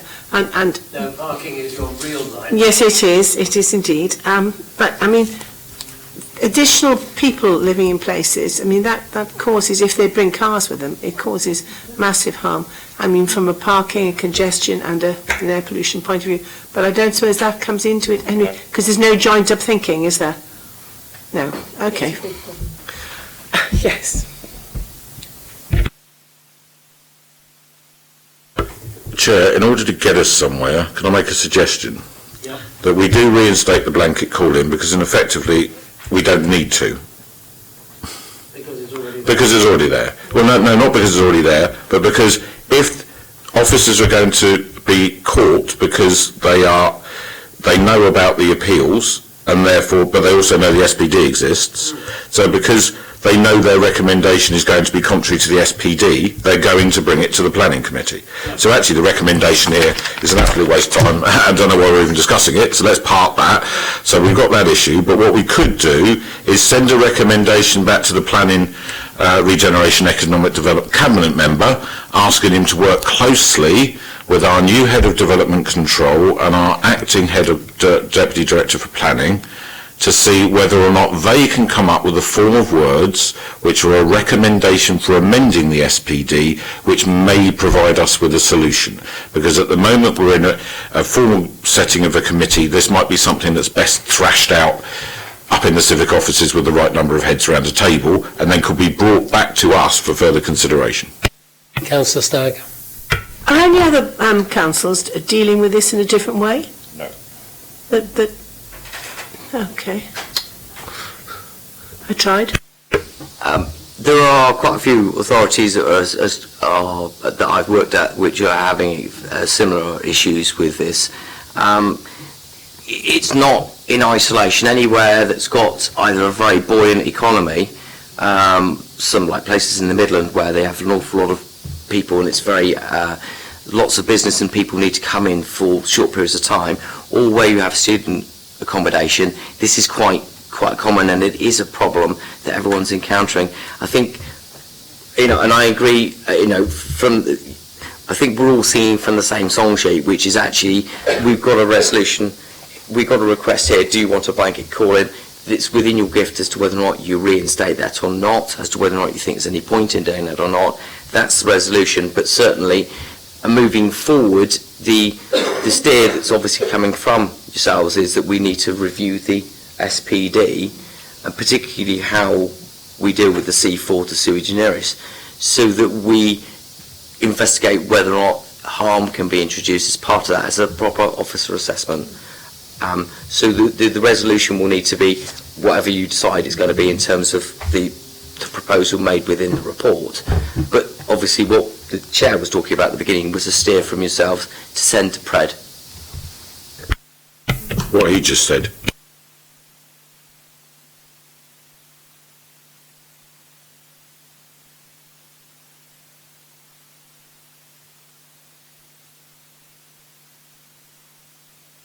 I think that is probably the only way forward we can find this afternoon.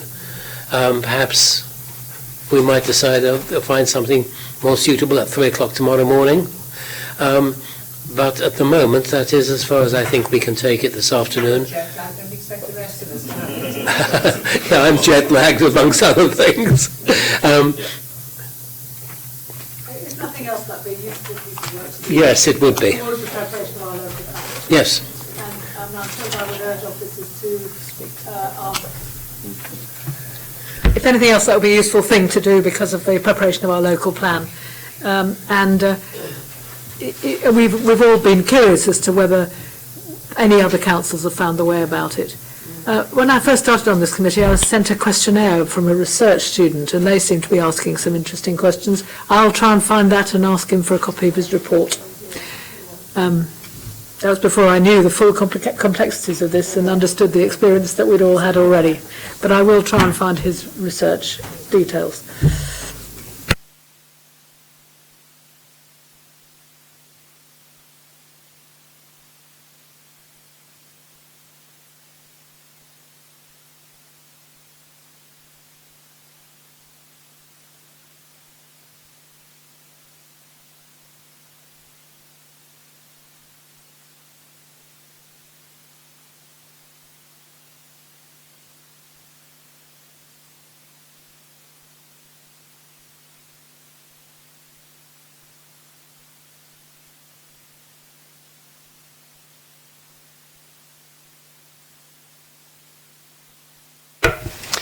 Members, if I might just summarise what's come from that discussion, it appears that the committee is considering potentially two different recommendations, rather resolutions. The first would be to reject the officer's recommendation.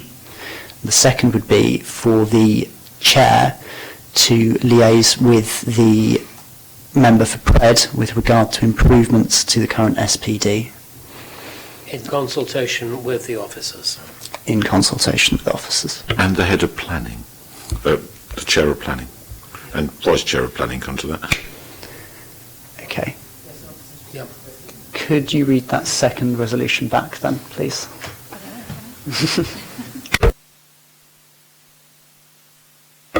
Okay.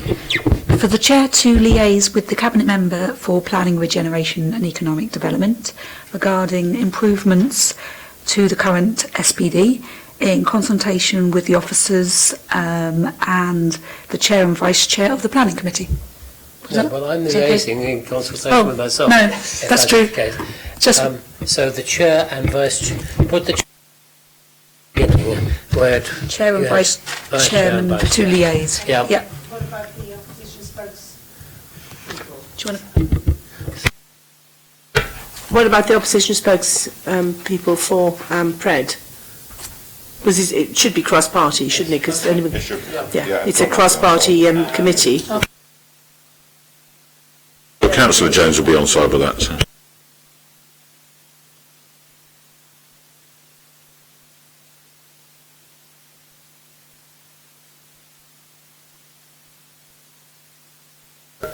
Again, for clarity, could I then have those two resolutions from the top so we're clear what the committee's considering? Apologies. Okay. The first one is the committee rejects the officer's recommendation, and the second one is for the Chair and the Vice Chair to liaise with the Cabinet Member for Planning, Regeneration and Economic Development regarding the improvements to the current SPD in consultation with the opposition spokespersons and officers. Oh, she comes in at the beginning. At the beginning for that.